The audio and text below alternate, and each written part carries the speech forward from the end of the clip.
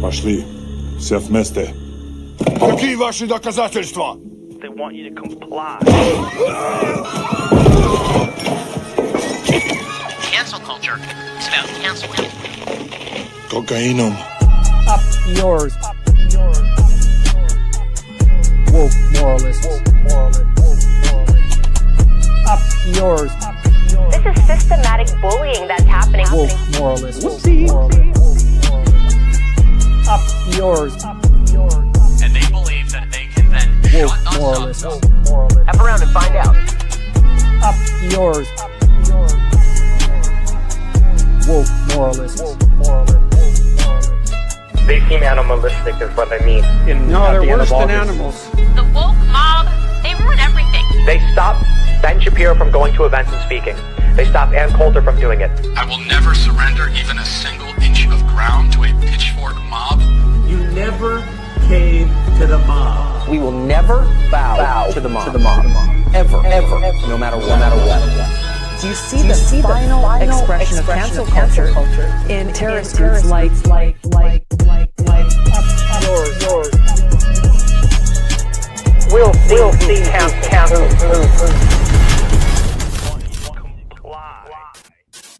Hey, Fred. Ooh, Hey, how you doing? How's it going, everybody?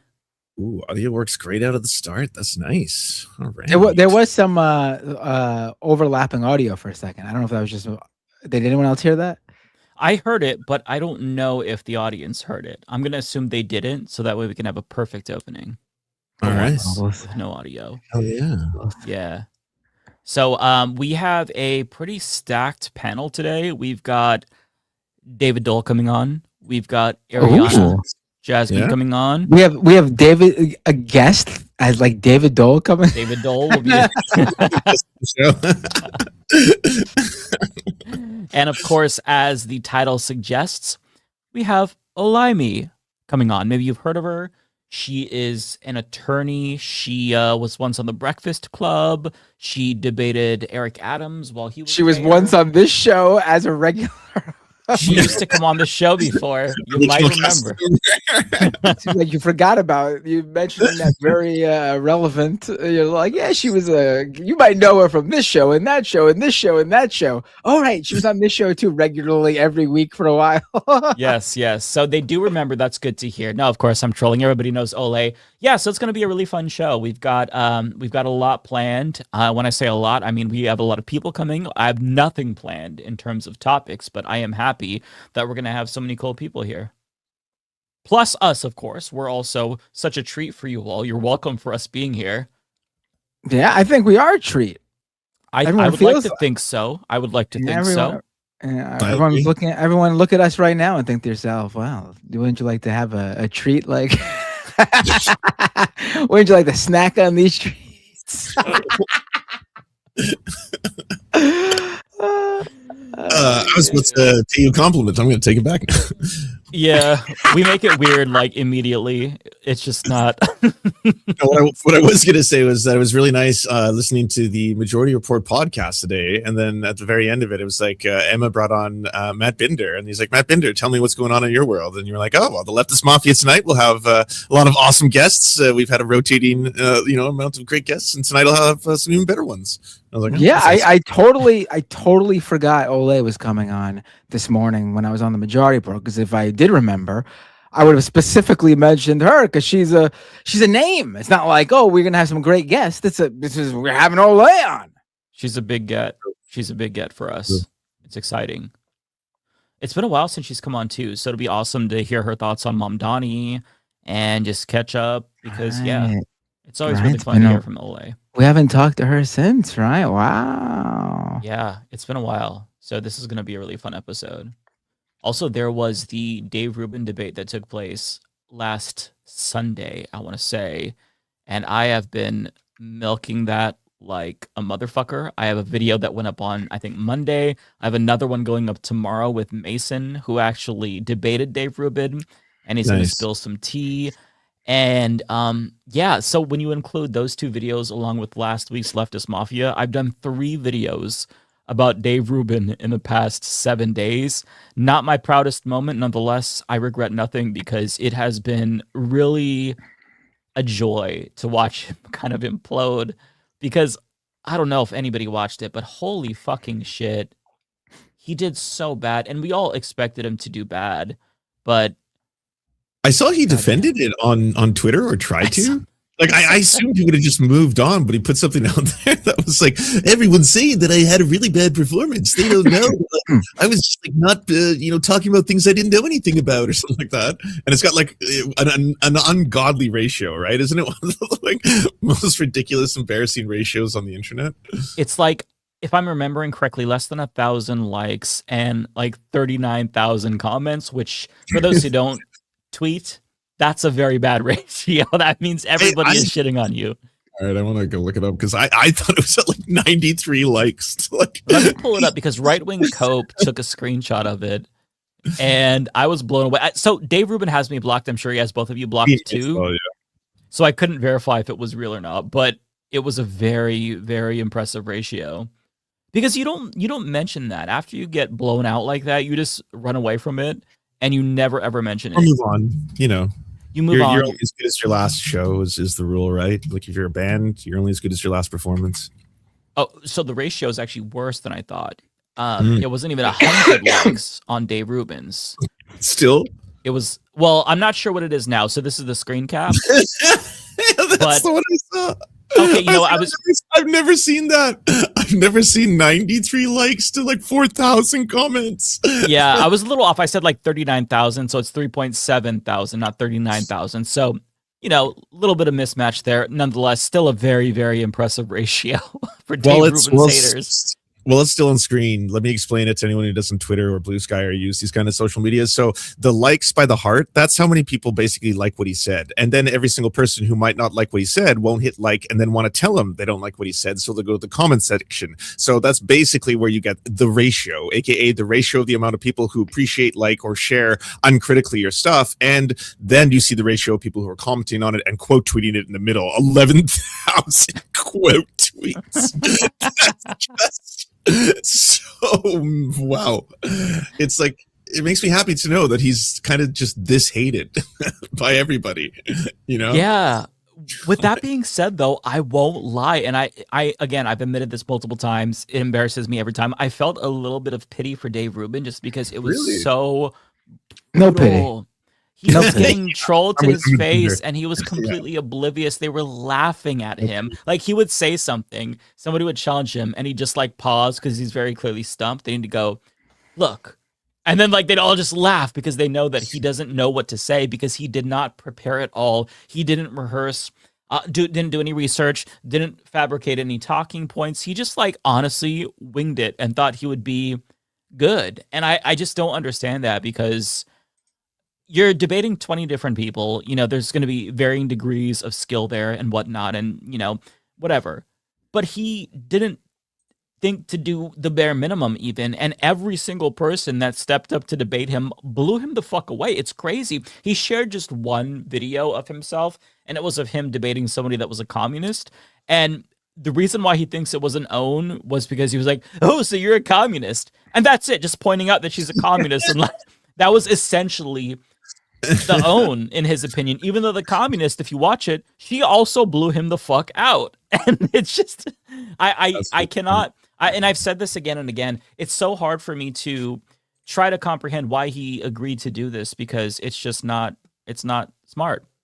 But because he wanted the attention. It's a chance to get in front of a large audience. Jubilee's a big, that's all he thought of. I mean, I highly doubt he had the awareness, the self-awareness to know that he was going to get owned. And even after he was owned, I highly doubt he realized he was owned. Yeah. But without further ado, topics, right? Like, we should be clear on that too. Yeah, he gets to pick 4 topics, and he got blown away on every single one of them. But I was going to say, our special guest is officially here in the waiting room. Folks, it is the one, the only, Olay. How's it going? I'm sorry I was late. No, don't worry about it. Welcome. It's fine. We're always late. How have you been? I'm good. I'm behind on all my responsibilities. I have all kind of videos I need to finish writing, and the procrastination is out of this world. Samesies. Yeah, it's really nice to see your beautiful face. I love your library behind you and your Working Families Party t-shirt. It's just that chat is so happy. The occasion. The chat is very happy. You're clickbait for us, so you're all joining because you're here. But like, what have you been up to? How's life been? How's life been? Life is good. What am I doing? I only have Raheem and Asada whenever we last on it. I have Raheem, Asada. We have 2 dogs now. We have Cleophas and Dennis. I could show CJ. Bring Dennis and Cleophas. Nice. I want to introduce y'all can meet them. I've met Cleo before. I haven't met Dennis though. Okay, you're gonna meet. What are the cats' names again? Raheem and Asada. How do I gotta ask? How do you like? 3 of those names don't match with Dennis. No, okay, y'all be saying that, but I want to be clear. This is because of Dennis. What is it? Dennis in some show like Always Sunny in Philadelphia. Dennis is an old black man. Okay, that is not going to help that the dog is white. All those other names, right? Cleophas and Dennis. That don't sound like 2 black uncles. All those other names, Cleophas, Raheem. They're very. How adorable. And then Dennis. Acknowledge the people. Thank you. Is he a husky? Yes, he's an Alaskan husky. Oh, I love huskies. Cleo. Hey, Mr. Cleo. Oh, my sweet yeah. I love him. Now y'all hear Raheem meowing. Now Raheem's making demands. Oh God. Raheem used to be the king of the castle, and now he still is. He still is. And honestly, the older he gets, the more like Raheem is getting less pleasant with age. How old is he now? I adopted him in 2020 and he was 3. So he's going on like 9. Oh, he's a little old man. Yeah, he's getting there and he's acting like it. Okay, he's real. Like everybody else waits till you wake up in the morning. Everybody patiently waits. Nobody else. Not Raheem. Raheem gets up and starts digging out the carpet like, oh, you're not going to listen to me? I'm going to fuck this carpet up, bitch. Okay. Raheem does petty, rude, spiteful stuff. We took Raheem to the vet and they told us it was spite. They told us like Raheem. They actually said it was spite? Yes, that Raheem is operating out of spite. Like, oh my God. But now he's the original, right? He's the first one there, it's right? His so territory, all those others Like, that's my mom. He's like, oh, it used to just be me and you, and now it's me, you, CJ, Astada, Cleophas, and Dennis. Ugh. But he actually loves ever since we got Dennis, the cats weren't fucking with Cleophas for like the first year. And then we got Dennis and they like seen Dennis as a puppy. So they're like, okay, he's a baby. And now I brought everybody together. Now everybody chills. They used to give Cleo no love, but they like Dennis. Oh, that's nice. Yeah. Dennis is a little uniter. And it's funny because he's the worst behaved animal in this house and it's not close. Like it's Dennis do some fucked up spiteful shit nobody else would do ever. Like first of all, Cleo would never shit in this house. And if he had to, he would go do it. He would be sad about it. He would go do something like respectful, go tuck it away somewhere, do it let me try and do it on the side of the floor, whatever. Hand to God. Dennis woke up in the morning, wanted to go outside, wanted TJ to go take him outside. So he runs across my back, like, wake up, bitch. Tell him take me out. And when I look at him, I do it. It's not like I don't answer to Dennis' demands. I say him, I wake up, I say, CJ, like, get up, whatever. CJ did not roll over fast enough. Do y'all believe Dennis motherfucking Bullware stooped to go and shit on me? He's gonna shit on top of you, bitch. Like, I had to like I seen it like the wicked. I'm telling you, it was like I had just closed my eyes and God was like, "Wake up! The dog is gonna shit on you." And I woke up and caught him about the door. I was like, "No!" I said, I have to say, he is the worst behaved animal in this house. Everybody has their traits, but Dennis has the worst ones. Damn, that's hilarious. Dennis and Raheem, they're running. They're right. Asada has taken to walking outside though. And that I don't like she tries. Asada will slip by your foot and be on. The other day I got a delivery and the only reason something was wrong and I turned around to go back outside to tell the delivery guy, and when I opened up the door, Asada was on the lawn. Oh shit. Looking at me like, I'm like, bitch, if you don't, oh my God. So they're stressful. We have a tribe of animals in this house. Damn, I had a cat that would run out all the time and it was really stressful. She ran away for 4 days one time. And this was the first time she ran away. It was really traumatic. We were like putting clothes on like the patio to like maybe because we moved 2 weeks earlier, so we were wondering if she would be able to find her way back. So we were trying to like make sure our scent was there. She came back after 4 days. She was like super thin. She was like, "Fuck you! I was just having an adventure." And then a day later, she got out again because she just like ran past, like she wanted to be free. Oh, it was no. traumatizing. My cat Brutus. I used to have a cat named Brutus before he passed. That was when I got Raheem. Brutus got out once. I don't know how long he was gone. He was gone for like a few weeks. It was traumatic, and I had signs like the only reason I got him back was I had covered the neighborhood in signs, and some like, oh, thank God for gentrification. Some white girl moves into the neighborhood, and she was like, she like thought it was cool, like, oh, the neighborhood cat, or like that's on the signs, and so she literally I get a text one day like, hey, I've got your cat, I've got Brutus, and I was like, oh my God, I like run over there, and I was like, how'd you get him? She was like, oh, I like recognized him from the signs, and I was like, oh, hey, Brutus, in the air, and she's like, he just walked up to me. I was like, I've never been more grateful for a white girl trying to understand her surroundings. She said, I'm reading the signs. I'm doing everything around here. Oh, I was so excited. But I said it to say, that's why I'm traumatized. And Asada being on that lawn the other day, now it's like, no one opens a door in this house without checking for Asada. You have to first look and see, have eyes on Asada before you open the door. Like, because, she be trying. You would be proud of me because I had a white girl moment when I rescued a dog last summer. And this was one of the worst experiences of my entire fucking life because once I finally like tracked down the owner, they were coming back on vacation and the dog had escaped once the dog sitter brought her back. So she like escaped from the gate. So I would have killed that sitter. Yeah. Apparently she gets out all the time as well. So it was like a common thing. But like I get a hold of the owner. Dog to escape. We don't want to fix that. Yeah. Right. So it was. Yeah, it was really stressful. The dog regularly escapes the gate, and you don't think maybe we should do something about the better security? She like digs under, so it's like, okay, you have to fortify maybe put your dog in the house. Right. Isn't this America? There are things that you can do to mitigate that situation. But so I get a hold of the owner, right? And I walk the dog home. And this is a really big dog. It was like a golden retriever, really sweet dog, really nice, but very nervous.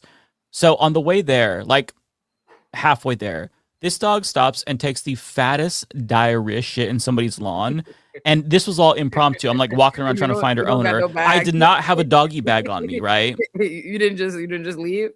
You tried to No. Oh. So I walk all the way back home, get a doggy bag. And because one is all you need. I have 2 small dogs. They have tiny buttholes. I go all the way back. Wait, only one? I didn't even think. I just grabbed one. One, like in general, you don't like you don't double bag it as a matter of policy. It didn't even cross my mind. It was a dumbass moment. So I grabbed one. Brave. I could not even fit a quarter of the shit in that fucking doggy bag. I had to walk all the way back with more doggy bags to pick it up. And like these people are probably like, what is this fucking guy doing in my yard? Like digging in my grass. That'd be my worst nightmare. I don't like when Cleo and them like shitting people's like yard, like at night or something. I'm like, please don't get me killed. Like I hate, like I'd be so like, I promise you, especially if there's a rain cam, I'm like explaining myself to the rain cam. I'm over here. Like, I know. Hey, just my dog shit. I swear to God. Because like I'm short, I'm not very intimidating, but I have tattoos and a beard. So I don't know. Somebody's like, what is this fucking weirdo doing? Oh, you know? I would 1000% call the law on you. It's a little suspicious because it's like I'm like trying to clean. I'm like trying to wipe their grass because it's like it's just diarrhea. I'm like, how am I was like, bro, I came back home screaming and I was like, what the fuck? I'm like, I'm gonna fucking like kill myself. This is insane. Actually hilarious. There's no way I wasn't stressing myself like that. But I definitely would have told you get off my lawn. I do scream at people to get off my lawn. I'm very much that. Really? I think 1000% people immediately like I do the works on making people because as soon as I see you in front of you can't even go to see the people next door and park in front of my house. I come outside and say, hello? Are you looking for something? Are you looking for someone? Like I act like a full white lady. Like I come on, I'm like, hello, hi. Oh, it tickles me. CJ be like excited to call me to get people off the lawn. Like that's hilarious. Yep. So that's all I wanted to ask because it's been a while since we talked to you, and now so much has changed. Eric Adams is out. I think he has citizenship in Albania or some shit. Mamdani is the mayor. What are your thoughts on that whole situation? Because it's a completely different city, it feels like. It's wonderful. There's nothing. I have nothing negative to say. I love it. I'm very happy about it. I love it. Nice. Mamdani stands, rise up. Yeah. Yeah, it's I like that he's kind of just doing what you would think is kind of like his job, and it's being shown as like radical extremism. But I was like, all the things I'm seeing, it's like $30 minimum wage for people shoveling snow, getting millions back for corruption in Amazon, like things like that, or holding landlords accountable. I was like, that just sounds like someone doing their job, not like he did a communism, right? It's pretty wild. Just that's radical. That's what bar is what I'm saying. You know, it's just like, oh, he's not grossly publicly corrupt, and he's actually doing some things to try and help people. That's wild. Right. Yeah. It's the bare minimum, and he's proving that all you have to do is try, and you could do wonders for people. So it's really nice to see that. No, y'all have to tell me what's happening in political land. Y'all have to catch me up. Pretend it's the first episode of Leftist Mafia again, and I don't know anybody you're talking about because I still don't. Okay, I've been dying to know, and I should have sent this to you. So have you heard about the bricks and minifig situation? This is real politics. This isn't politics per se, but I think it pertains to it like crosses into law, right? Okay. Which is your wheelhouse. I haven't heard about this at all. Okay. So you have to. This is a long saga. I'll try to give you the TLDR. It's a lot though. We talked about this last week on the show during Super Chat session. But basically, there's this YouTuber named Reckless Ben, and he came in contact with this guy named Brian Mansell. And Brian's father had like $200,000 worth of Lego sets. And he decided to, sell this, consign it to a bricks and minifigs shop. This is a third-party Lego retailer. And Reckless Ben meets Ryan, and Ryan's daddy has Lego collection. Yeah, Brian's father's in poor health, wants to pay for. Brian's not a creator. Brian's not a creator. He's just a regular random guy. Okay, so the reason we know this is because of Reckless Ben. Yes. Okay, so Reckless Ben knows a guy, random guy's daddy has Lego collection licenses. Yes. Reckless Ben is taking on Brian's cause because he couldn't get any success with the situation. So his father is in poor health. They're trying to sell the Lego sets that he collected so that way he can put their grandchild through school, help pay for medical bills, yada, yada, yada. So anyways, the bricks and minifig shop that he had consigned the Lego to ended up getting sold. The woman who owned it ended up leaving, and corporate kind of did a hostile takeover. They said she was default in her loans. So that fell through. And so they didn't let her get the Lego out, and they didn't let her catalog the inventory. And the new owners came in and they're like, okay, we'll deal with that. We're taking that on now. It's our consignment. So when Brian comes to pick up the Lego, which is still, I mean, they sold through a bit of it, but there's still like tens of thousands, if not 100,000. They're like, no, we're not giving you back the Lego. And then when he threatens to sue, the new owner's like, he actually crosses his arms like a villain. Let me tell you how this is going to go, okay? You can sue us. We're going to drag this out as long as possible, and it's going to cost more for you in the end. So basically, we're not giving you back the Lego. It's not our responsibility. We're taking it. It was like half the inventory of the store. But like they weren't planning to like sell the Lego anymore to give him the money or whatever they're supposed to be doing? They were still selling it. They were posting. Were they giving him the money? No. So the old owner was doing that. He would come in to collect a check like once a month. And when he came in to collect the check after the new owner had taken over, they're like, we ain't giving you shit. And that's when he was like, okay, well, I'll sue you. And they're like, try it. You don't have the money to. Oh, okay. So, all right. Oh, so they're just like squarely in the wrong. Got it. Straight up. And they're even posting social media posts about, hey, look at this set. It's worth $1,000. And he's like, that's my set. There's even like yellow tags to indicate that it was his. So it's very clearly like, okay, this is a terrible situation, but he doesn't have the money to sue. So that's when Reckless Ben comes in. And he does all kinds of. I'm looking at his YouTube right now. He got stupid numbers. It's crazy how you can like not have heard of somebody and they get. I haven't heard about him until this. And it's one of the craziest stories that I've ever heard. And it's about Lego, mind you, but it gets so much crazier. So he basically concocts all these types of legal schemes that are legally dubious to try to get back Brian's Legos. He has spy cameras, tries to go in and tries to like, hey, where's my friend's Lego? And then he gets trespassed. They call the police on him, and the police side with the store owner because that's what police do, right? He tries to look at like different legal things he could do. He's like, okay, well, if it's a lottery, it's a felony. So the police have to get back the Lego if we auction off the Lego as like a lottery or some shit. So long story short, he does all this crazy fucking things. He didn't just like, I'm sorry, I'm confused. He didn't just sue like civilly with like he didn't money. sue because they didn't have money for the lawsuit. The guy here with the millions of views on YouTube doesn't have the money for the lawsuit? Well, he didn't have millions yet. So he blew up because of this.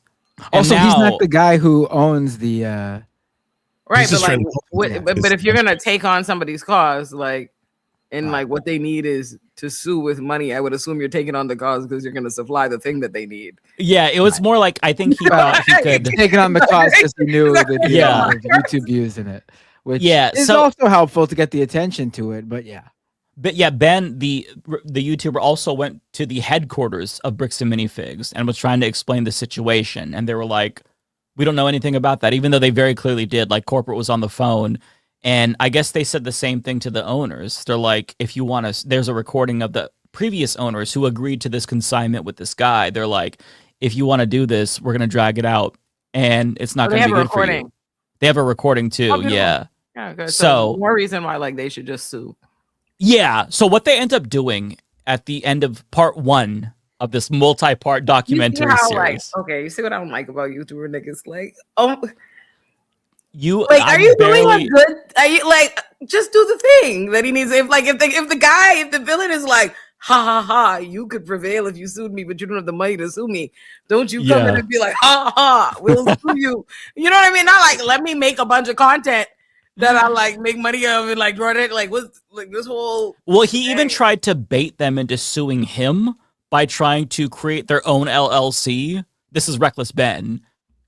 Like taking their logo, but none of that worked. So what they ended up doing was he concocted this scheme where 10 of his friends got together and they bought the Lego from Brian and he gave them the money back as a loan, and they split it into 10 different small claims civil cases, right? That's what they decided to do. And then Brian, not Brian, excuse me. So the owners of this store, they did not respond to any of these small claims cases. So because they thought they were fake, presumably. So they defaulted and they won all 10 of them. So they were owed $10,000. But when they go to collect the money and let them know that as of this date, you lost, the store straight up shut down. So, and permanently shut down, mind you. Okay. So that's when we get into part 2, where they are suing Josh personally. Ben is now suing Josh because he's not getting his money, so he's doing some different lawsuit. Josh is the one who has the stuff. Josh is the new guy. Yeah, he's like the owner of that store. Wicked guy. Yeah. Sorry, there's so much threads. I'm trying to keep it all together. No. I got it. I'm okay. following. Okay. So they go to Utah. This is where Josh lives. Okay. And they try to serve him papers. So that way, like, this is a real lawsuit. It's a small claim suit. This is a different small claim suit. This is like a suit about them not paying or whatever, something like that. And then he basically uncovers what looks to be an entire conspiracy between the Mormon church, the owners, and the Utah police. So, okay, I believe that. I don't know if it's a conspiracy. I believe that. Yeah. Lots of you said he's in Utah. That's his state.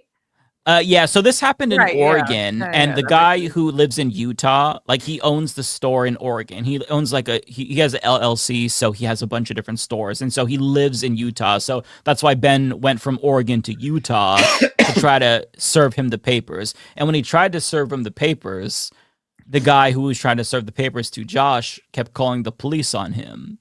And he kept saying, I'm not going to take these papers. The papers are fake, yada, yada, yada. So then the police come, and they're like, okay, can we serve the papers? They come back. They're like, he says he won't accept it. And then finally the cops, they call to verify, is this a real civil case? And then Oregon says, yes, this is a real civil case. So they go back, and then they end up arresting Ben in Utah. And then After that, they get arrested. Arrested for why? They did not necessarily say. I think they tried to. So because of the conspiracy, because they work for because he have right. He sent them. Yeah. I'm sorry, I got it right. Illegal. Yeah, yes. it's hard to explain as well. And so the today, conspiracy is that he's in bed with these people, and so they doing it because he fucking with them. Like how much are the Legos worth? I'm sorry, $200,000. Okay. So we get explain why they're targeting him. That's the part of the story I don't know. Targeting Josh. Yeah, like why Or not Ben. just the guy who originally had the Lego set? Like, why would it just be better for business to say, "Here's your Legos" and walk away from whatever? I'm sure this is blowing up. Yeah, that's what you. Right. That is the question that everybody has, right? So it's like, why not just give it back? Because there's obviously, it's worse for your PR. And if you watch the original video, Ben, the YouTuber, he talked to Josh and actually got Josh to admit, yes, I have the Lego. I'm going to give it back to him. I don't want to be a shitty person. But then he kept delaying. He kept delaying. And he kept basically stringing him along. Lego set? What is it? It's worth a lot of money, but for it's not really worth it. But so we got the body cam footage today from the cops, and after they called to verify the legitimacy of that civil lawsuit, there's a video of the cop talking to Josh, the guy who Ben was trying to serve the papers to, and they were like, "Well, we'll just try to find some charges, something. Well, what do you want? We'll go through all this." They were like, they were scheming to find something to arrest Ben for, and I think they settled on harassment and stalking, which, if you look at some of the tactics that Ben used, it's not necessarily that big of a stretch because he did a lot of shenanigans. Part of it was entertaining. Part of it was like, to get back the Lego. So he gets released, right? And then I don't know what happened next, but there was this anonymous tip that they had heroin in their car. So then Utah police searched them for multiple hours. How does Ben know Brian? I don't know. Brian daddy raised him or something? I'm not really sure how Ben knows Brian, to be honest. I'm not sure if they were friends previously, but I will say Brian actually, his case was kind of going a little viral in Lego circles, and a different YouTube group tried to help him. They posted a video, but Bricks and Minifigs came after them and got it taken down and threatened them with legal action. So Ben is all more fucking Legos. All of this, all over fucking Lego, right? Very expensive Legos, though. Like, yeah, Brian contacted. I know Ben it sounds silly. Is Ben like Nancy Drew? Like he does a lot of expose videos, documentary style videos where he exposes cults. He'll like infiltrate the cults and do shit like that. I wasn't too familiar with him before this, but after that. So as Ben is still staying in Utah, Ben has a hotline. Old Kim Possible ass nigga. Ben, bro, it's crazy. I've watched so many lawyer analyses on these, on this topic. So Ben, as he's staying in Utah, apparently the Airbnb owners were listening in on him, and they heard something about stolen Lego, and somehow there's a tip to the Utah police that it was actually Ben who stole the $200K in Lego. So they straight up. They sent a whole fucking SWAT team to the house. They arrested all of them. They arrested Ben for putting up signs to plug a GoFundMe for Brian because he thought we're just not going to get the fucking money back, so I'll do a GoFundMe. So he put up a sign promoting it with Josh's face on it, the thief. And then the police came, arrested his friend for putting up that sign, arrested Ben. And then after that, there was apparently a warrant out for Ben's arrest. He was going to stay in jail for 30 days. But he got out on bail after a judge saw the case. And then this motherfucker fled to Mexico because he was wanted in the state of Utah. And that's when he posted the video. Ben fled to Mexico? Ben fled to Mexico. Ben fled to Mexico. Yes. So Ben has gotten into criminal trouble on behalf of a stranger's Lego collection. Mm-hmm. Mm-hmm. Yeah. But fast forward to today, and we're getting a little bit more caught up, where he is now presumably back in the United States because after there was a lot of scrutiny on the American Fork, Utah Police Department because they were pretty transparently corrupt and they mishandled a lot of shit, they announced that they were dropping the arrest warrant. There's no current arrest warrant. Maybe they just dropped it because, they didn't find any evidence to stick to Ben. But now, why? I say again. So Ben did 10 little lawsuits. Why, as opposed to what was Ben's? Surely someone has asked why we didn't just pay the money to sue for the initial like violation. That would have made the most sense, but I think that Ben wanted to be entertaining because he is. If you've ever seen Nathan For You, it's all these kinds of weird shenanigans. And you know what? I fucking hated that shit. Did you? This is kind of what what a guy in law school that came over and to play that shit. Oh my god, fucking hated it. So that makes sense why. So that's exactly what Reckless Ben's video was. He's like, well, what if we tried this to get it back? What if we just sued? Yeah.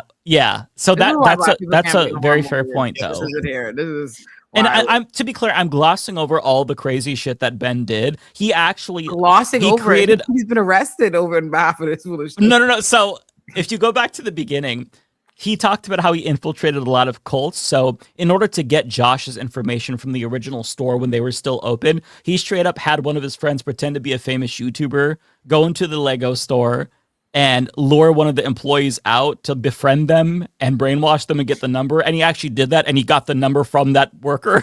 Like, it works, it's kind of. So the amount of shit he did, I'm really glossing over, but he created corporations and fake cults and fake lotteries to try to get the fucking Legos back. You see how like maybe, you know what? I'm sorry, I'm a lawyer. Like, if this was a fictional show or something, but it's like all you're doing is muddying up the fucking case. Like, if the goal is to, I think what I don't like is like pretending the goal is to get this man's Legos back, because it's obviously if this goal was squarely to get his Legos back, there would be no need for all of this nonsense and theatrics. But the goal is to make content. Like, that's the primary goal. Mm-hmm. And like that's fine, I guess. I think that's a fair what assessment. What is the position? Right? I'm sorry. How did we get here? What feeling am I supposed to have about this? I don't know why.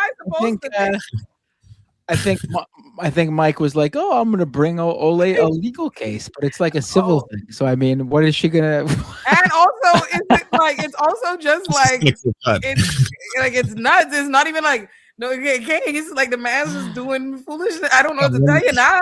I'm bringing it up primarily because I would like for you to watch it so we can talk about it. You want me to see it? Okay, yeah, we can play it. It's good. You want to play it? Well, it's like now there's around 4.5 hours worth of content. So you'll have to, I would say, listen, watch part 1, right? And then if you get roped in the first 5 minutes, keep watching, you'll get invested. I'm very invested in this. Like, so is he okay? All right, I don't know.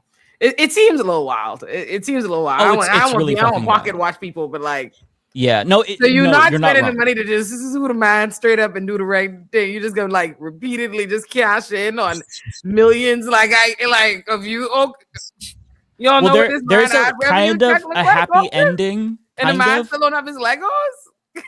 No, but they did finally do a GoFundMe, and it did raise enough to replace the amount that he lost.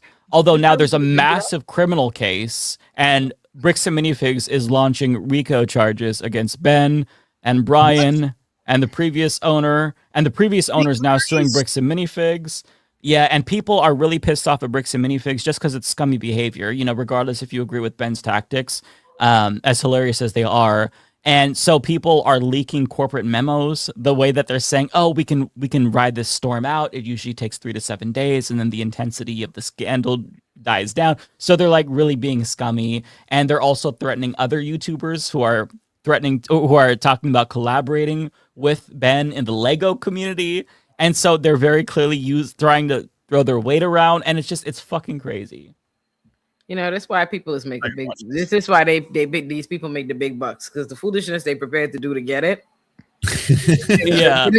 But I'm looking. I added them to my watch for later now. Okay. I see it 2 weeks ago. The first one, an hour. This video is an hour and a half long with 4.2 million views. Listen, you have to just trust me, and you just have to fucking watch it. Okay. I heard about this from Philip DeFranco, and I'm like, this is insane. And then I'm like, let me watch like 10 minutes, and then I was done.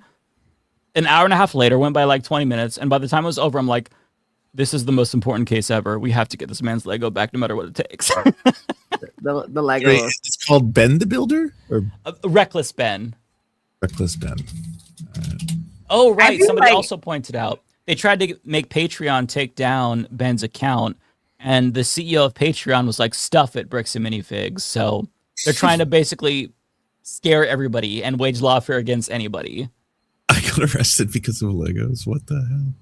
It's fucking crazy. You've got to start at the I tracked down a $200,000 Lego thief. That's exactly the one. Okay. Trust me, I went. I added them all to my watch for later in order. And it's good. Like the content itself is entertaining. It's the best documentary I've ever seen in my entire life. You're so and I fucking ridiculous. I swear, you just have to trust me. You have to be stopped. You just have to trust me. You know what was really good? You know what? Yeah, that is a wild play. It's the greatest. I swear to first God. season of Tiger King. That shit was Oh, that was good. the first season of Tiger King was really like It got us through some dark times. no, that was good TV. Yeah. Like, ooh, that was good. Good TV. I will say, I'll be honest. I'm more invested in this than Tiger King. I'm no joke. I swear to fucking God, you have no idea. It's so damn good. It is thrilling. It could be an action movie one day. It's very good. Mike, if I watch this and I'm bored, I will beat you up. Now you're gonna hate it because I hyped it up too much. 4.2 million views, so I'm assuming like there must be a reason, right? Like, yeah. So it's like, okay. Do you remember when we were all glued to the Illuminati drama? This is like that on steroids, and we're not in it.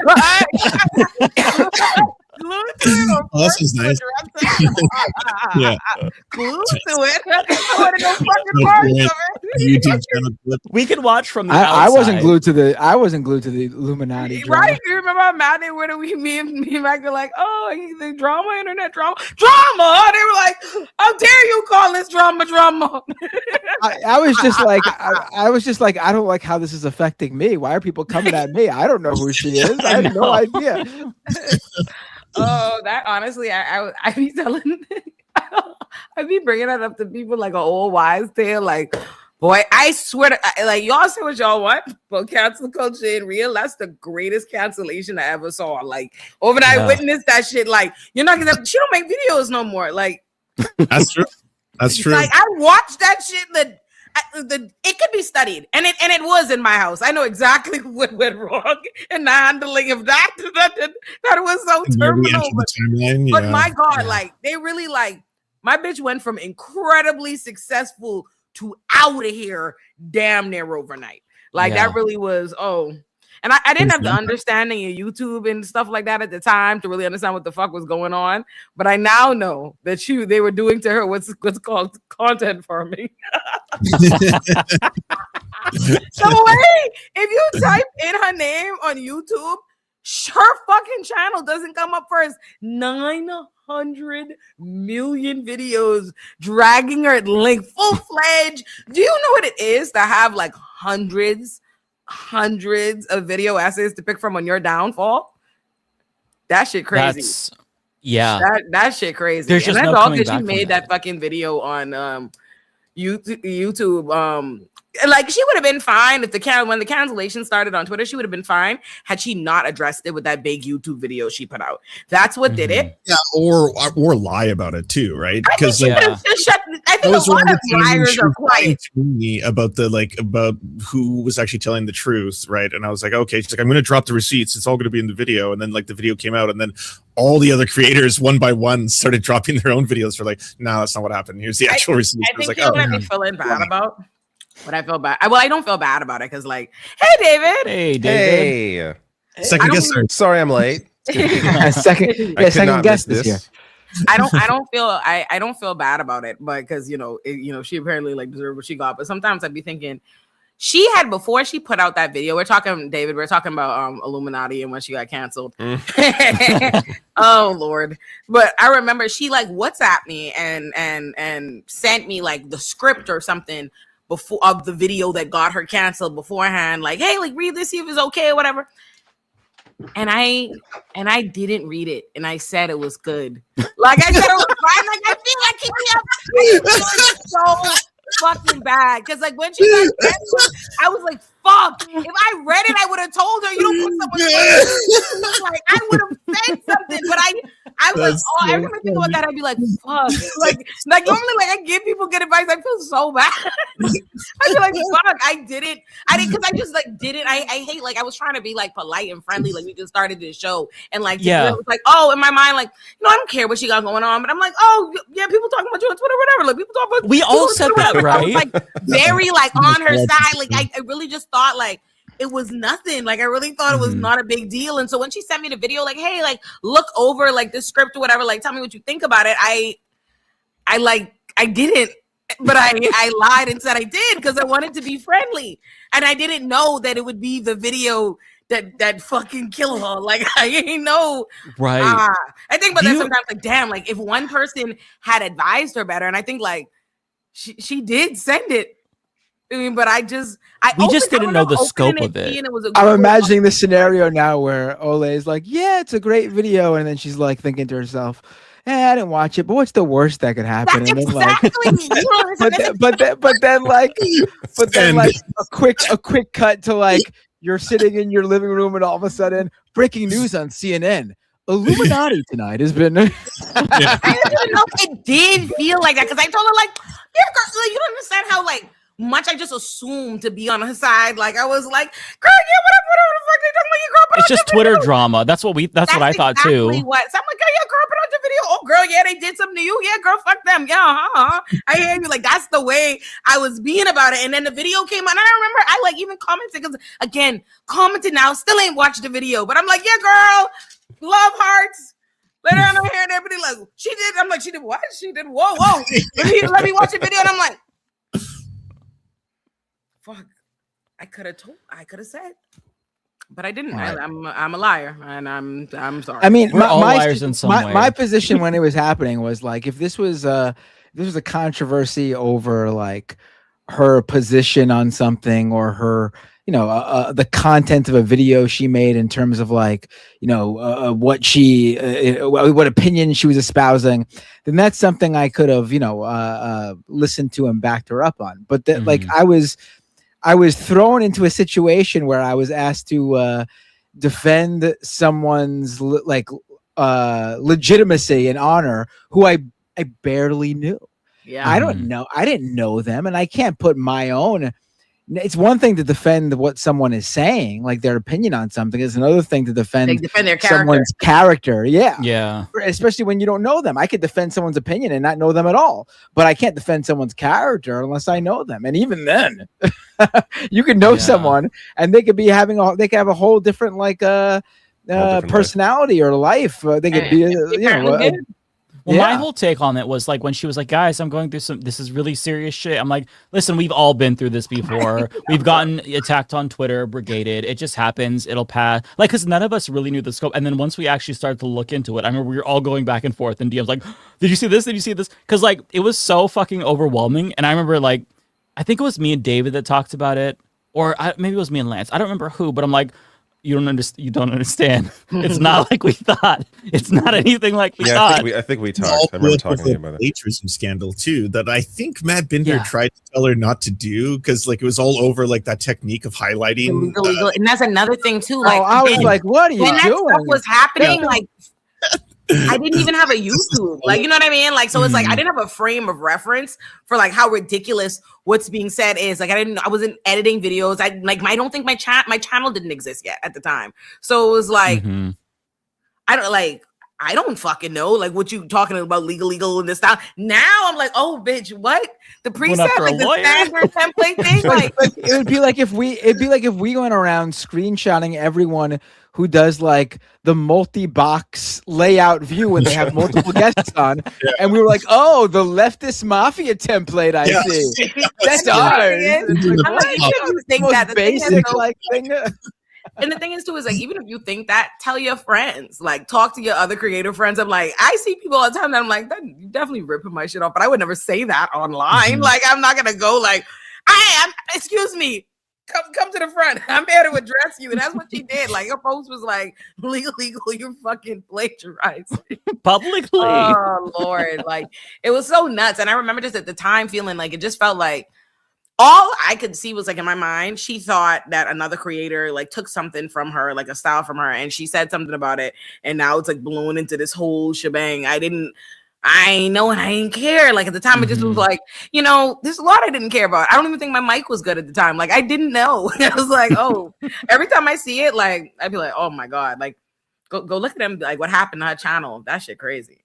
It was exhausting because we were just trying to start a fucking podcast, right? Like we were just trying to enjoy ourselves. We were so young at the time, and we had no idea what a fucking whirlwind that would be. I couldn't enjoy that docu-series, like the cinematic universe that spawned, until after we were fully like removed from it, right? Like after we did our big video, then it was like, okay, now I can sit back with some fucking popcorn. And I remember sharing videos with you all like months after it happened, just because I'm like, did you see this new one from Swoop? It's so good. Oh, and we're in it.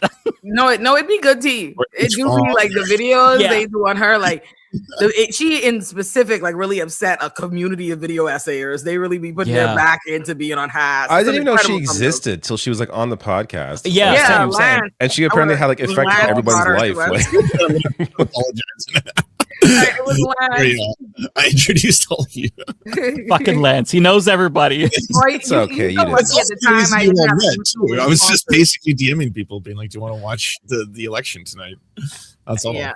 No, I'd never heard of her. I just knew like, oh, she has the most subscribers of everybody here. Like, huge, great. Like, and then she was famous. She was.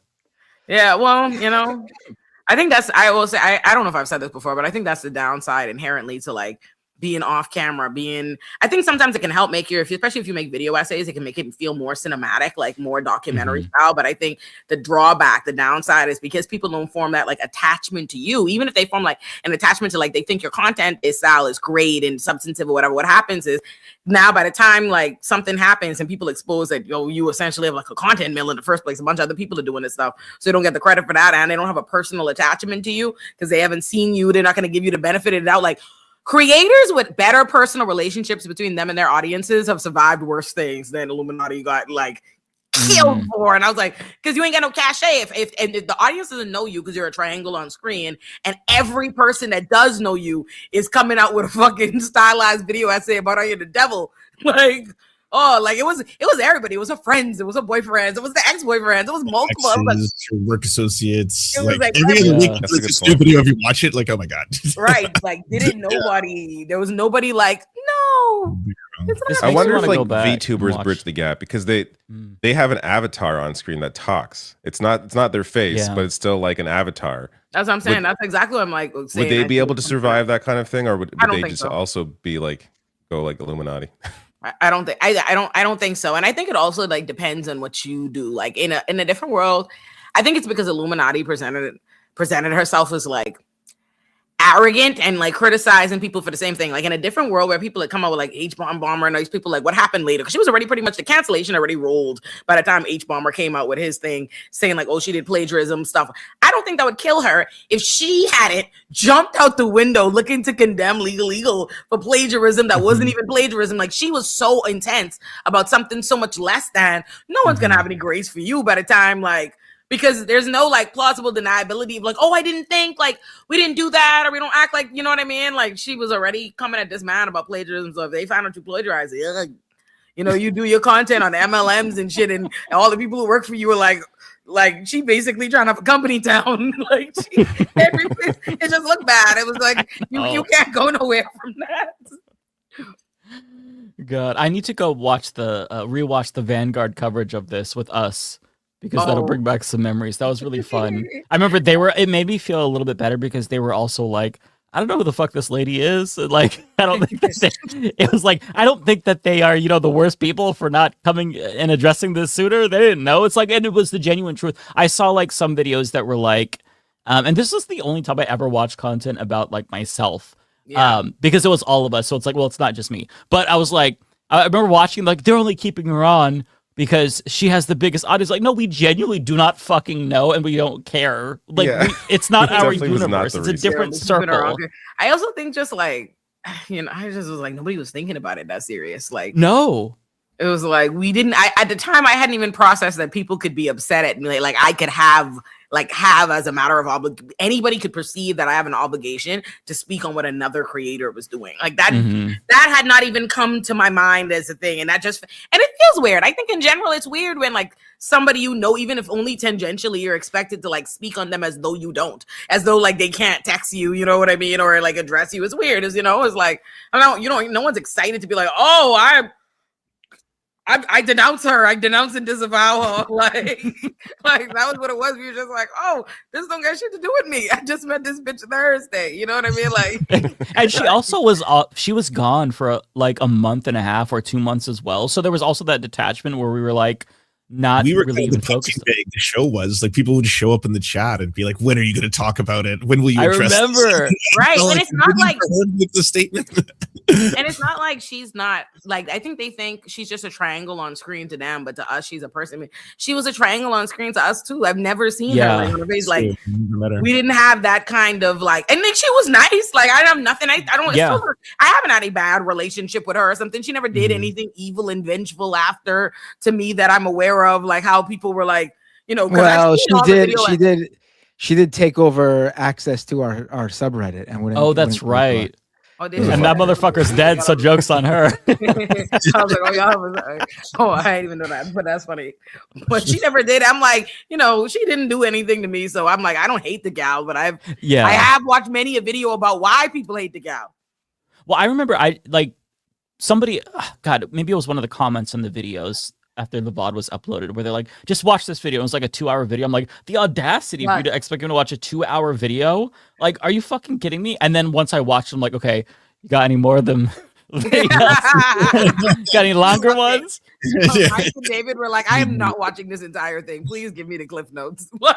It was hard because it's like, okay, I really need to watch. So finally when I watched it, I'm like, okay, I understand. All of you were fucking legitimate. God damn it. You weren't like lying. This really is serious. Fuck.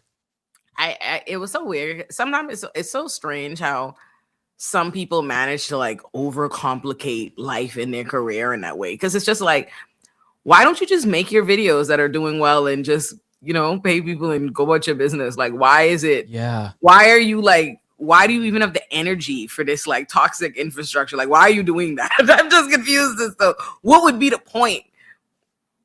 Right. There doesn't need to be so much drama. You don't have to be a shitty person in all these relationships. Life can be so much simpler if you're just chill. Like if everybody just smoked weed, society would run so much more smoothly. I avoid all that stuff. I feel like the first year of my YouTube, I was like kind of in that stuff, like replying back to people and stuff. But then at some point, you're just like, I just want to do what I do, and I don't care. Like I don't get back and forth on Twitter anymore. Like I stopped that years ago.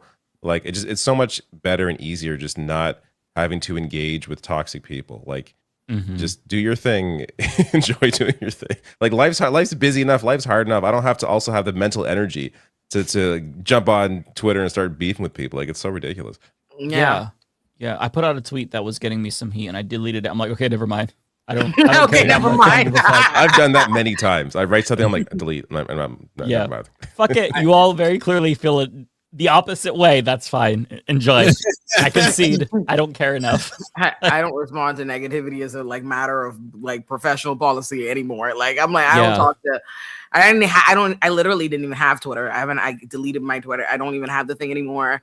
I just make my content and go. Like, I am not about to stress me. I realized eventually I was like, oh, like it would be, I feel like in 2023 was the last year that I'm like, was like actively engaged in like, oh, this one's talking about me, this one's this, and I'm beefing with this one and blah, blah, blah, blah, blah.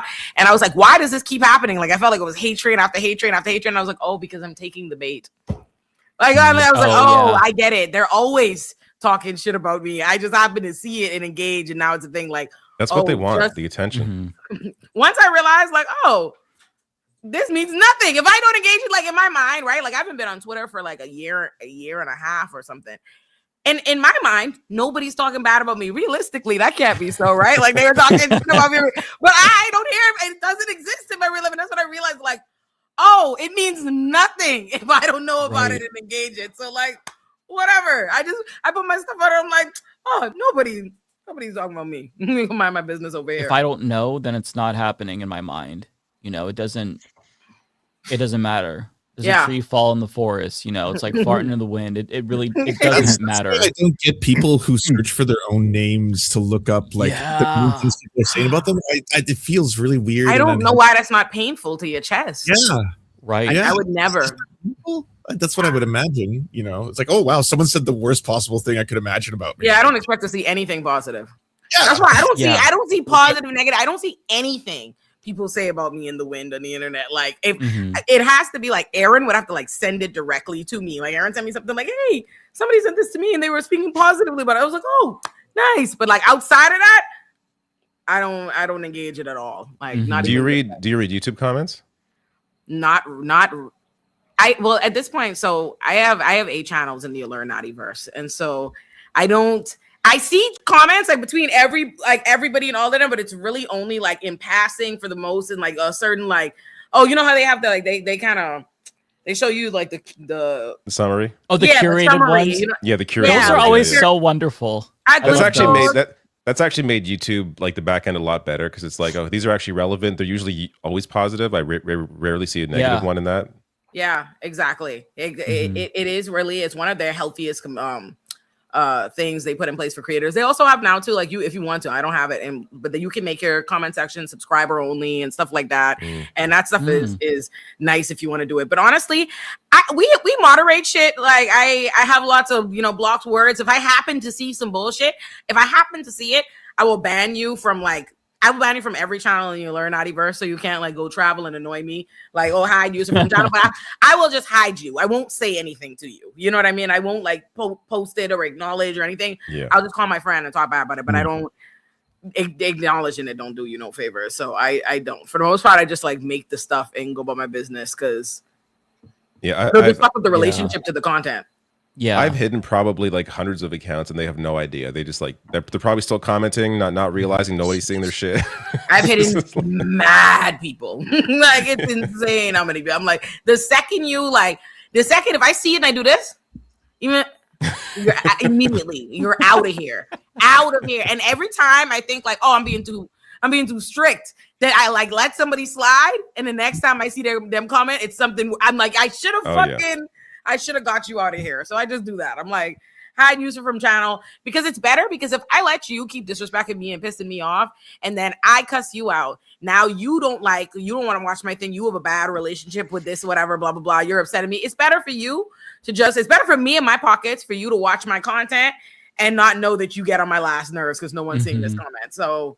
And also maybe if they keep watching, they'll eventually like change their mind and like, hey, maybe I was wrong before. And now I actually like Olay. That was my logic with like some of these people. Before YouTube changed like how they curated it, it would show me a lot of like frequent commenters, and sometimes that would be conservatives. And there was one conservative commenter that I watched for like a year. I don't know why I let this go on for so long before hiding all of his comments, but like it would just always be, it started out with just like practical disagreements. Oh, you leftist, very generic. And increasingly it got much more homophobic over the years or over the year where it was like, you're hysterical, like, just little dog whistles, and then like this sissy, and then it got to like the F slur.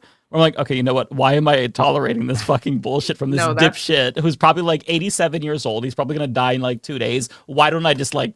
And I did. You should have been. I don't know why I let that go on for so long. I guess I thought like, well, whatever, maybe he'll watch and change his mind. But it's like his brain is ossified. There's no. You just gotta let them talk to them. Like it's best that they don't have to. You don't have to know about it. They think they're being heard, and you don't have to. Right.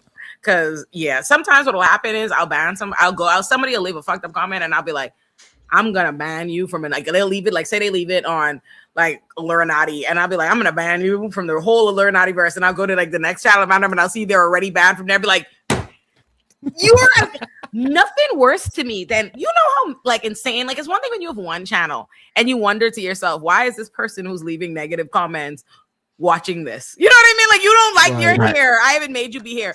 But do you know what it is to watch somebody claim to hate you and your content, travel through 8 channels, watching everything? like you don't like me. That's like a job. You have to like content on every street of the Olurin verse. You're not well. Like, the energy it takes to do that. I don't have the energy to like shit on anyone and be a hater. Like I feel like I'm just exhausted, and the amount of effort these people take. or put into like just being shitty. Like in some ways it's impressive because it's like, man, I couldn't care less at this point in time. I've lost my desire to just like do anything. But yeah, I don't know, I don't get it. No, it's insane. It's absolutely nasty work. I'd be like, wow, this is nuts, because I don't know who do you feel like is making this happen to you. Or they'll be like, oh, I hate this. I don't want YouTube to show me this. But you subscribe and you commented like I know, I get gonna those. show it to you. I'm like, what's wrong? Some people are just miserable, honestly, and they just Yeah. have nothing better to do. Like it's their favorite thing to do for themselves. Like they get like a thrill out of trying to bother Right. people. They do. That's Yeah. why when you respond, they like, oh, lettuce. So I'm like, oh yeah, I won't exactly give what you the they fucking want. satisfaction. Or they say something crazy. And my thing is too, I don't respond to people to anything that's not like just me being able to say something like, thank you, love you. You know what I mean? Something positive. Because even if, like, say somebody says something to you that's a little bit like, it's not even like super rude or whatever, but it's something that you think you can answer constructively and politely, it's still a problem. Like you answer it and someone will say something to you and you like answer and they're like, oh, you're real late. Like they turn up immediately. It's like, I'm so perplexed by this like interaction. I'm like, sometimes it's just easier to hide. Just okay. Like, all right, I see what's going on. Yeah. Do you ever? I don't know if you're on Facebook, Ole, but I if you recently ever look discovered at that I like have the David and I have talked about this. If you look at like your public page and the messages you get, or just the comments on your videos, the DMs on Facebook are insane. they are fucking crazy. I have people. I'll check every once in a while. And this still happens. I shit you not. People will argue with my automated response system. Like every single person who sends me a message on Facebook will automatically get, hey, thanks for messaging the Humanist Report. I don't always get to all of these posts, but I try to read them all. And somebody will be like, you fucking F-slur. I know you see this. Stop being a pussy. And then it'll send the same response again. And they'll send another response. And I'm like, I'll look at this big, huge transcript. I'm like, they were arguing for hours with this fucking automated system. And they think I'm just trolling them. Yeah, and I'm like, I'm not reading. I'm just scanning it. I'm not like actually reading all of it. But like, it's outrageous. Most of my death threats have been through Facebook messaging. Yeah, same. That's where they come from. Same. Just completely insane people. Oh no. That's scary. I thought that I didn't have a Facebook, like a private Facebook profile. I thought I deleted it years ago. I could like remember deleting it. And then the other day I was visiting, I was in West Virginia, that's where I went to high school. And when I was visiting one of my bestie from high school, Milky, she was like, why haven't you added me on Facebook? Like accepted my request. I was like, I don't have a Facebook. She was like, you do have a Facebook. And her mom was like, you do have a Facebook. And I was like, I have a Facebook. I went and I logged in and it logged in. I was like, oh fuck, I do have a Facebook. So I have a Facebook, like a regular like private profile with like the people like I actually know on it, but I don't have a Facebook like a public page because of exactly what y'all is like. Yeah. I cannot imagine that it has anything positive to offer me. So like I got like, I don't need that. I remember what Facebook was like just as a regular person with a private Facebook profile with the people on just the people you know in your life turn into the worst versions of themselves on Facebook like that.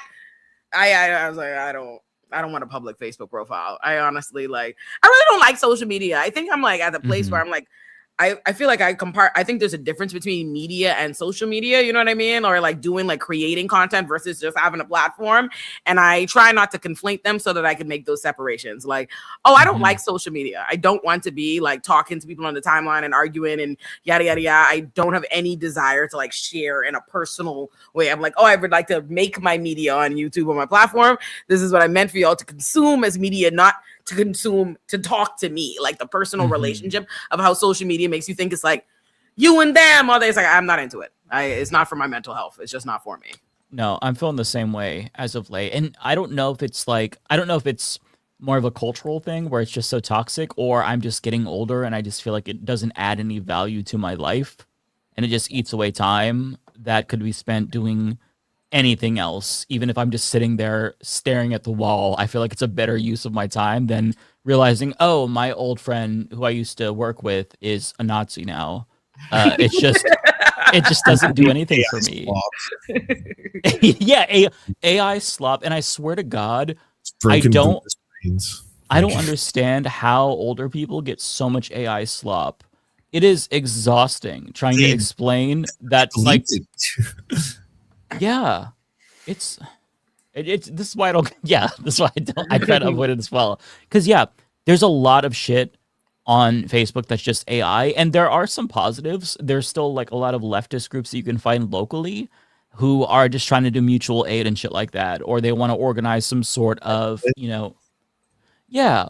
But if you go there for that, you're gonna have to see the AI slop, the right-wing propaganda that they pay to advertise on. It's just really toxic and exhausting, and it's easier to tune out the world if you just ignore that and step away from the fucking computer. Like, I feel like I'm almost like the AI shit has almost made me feel like more of a tech minimalist in some ways, where I'm not using my Kindle. I'm like just trying to read physical books again. Like, I don't want to look at a fucking screen. I don't know if I'm becoming a boomer or it's just the sign of the times. I'm grappling with that. I don't know. I'm definitely aging. I'm older in my spirit. I definitely do old bitch shit. Like 1000%. I've turned into my daddy. Like, my daddy used to not like my friends looking too comfortable in his home. Like, when I was a kid, he really didn't like that. Like, I have a friend, Jevy, my daddy cussed out one time because Jevy just was sitting on his couch looking too comfortable. And I used to seem like old me and that, like, arbitrary African shit. And now that's the type of time I'm on. If I wake up, if I come down and like my friend Nigel, me and TJ's friend Nigel's always at our house. And I love Nigel. Like, I want him here. And then someday I wake up and I'm just like, why you already playing games? You playing video games? I just wake up. Like, you already here enjoying yourself. The other day I woke up just in a bad mood and I was like, hey, when you come here, don't walk past me to go upstairs to play no video games. You have to sit down for at least 20 minutes and tell me about your day before you go enjoy yourself in my house. Like, I already know what kind of parent I'm gonna be. I do old Bahamian woman shit. I feel like that's healthy.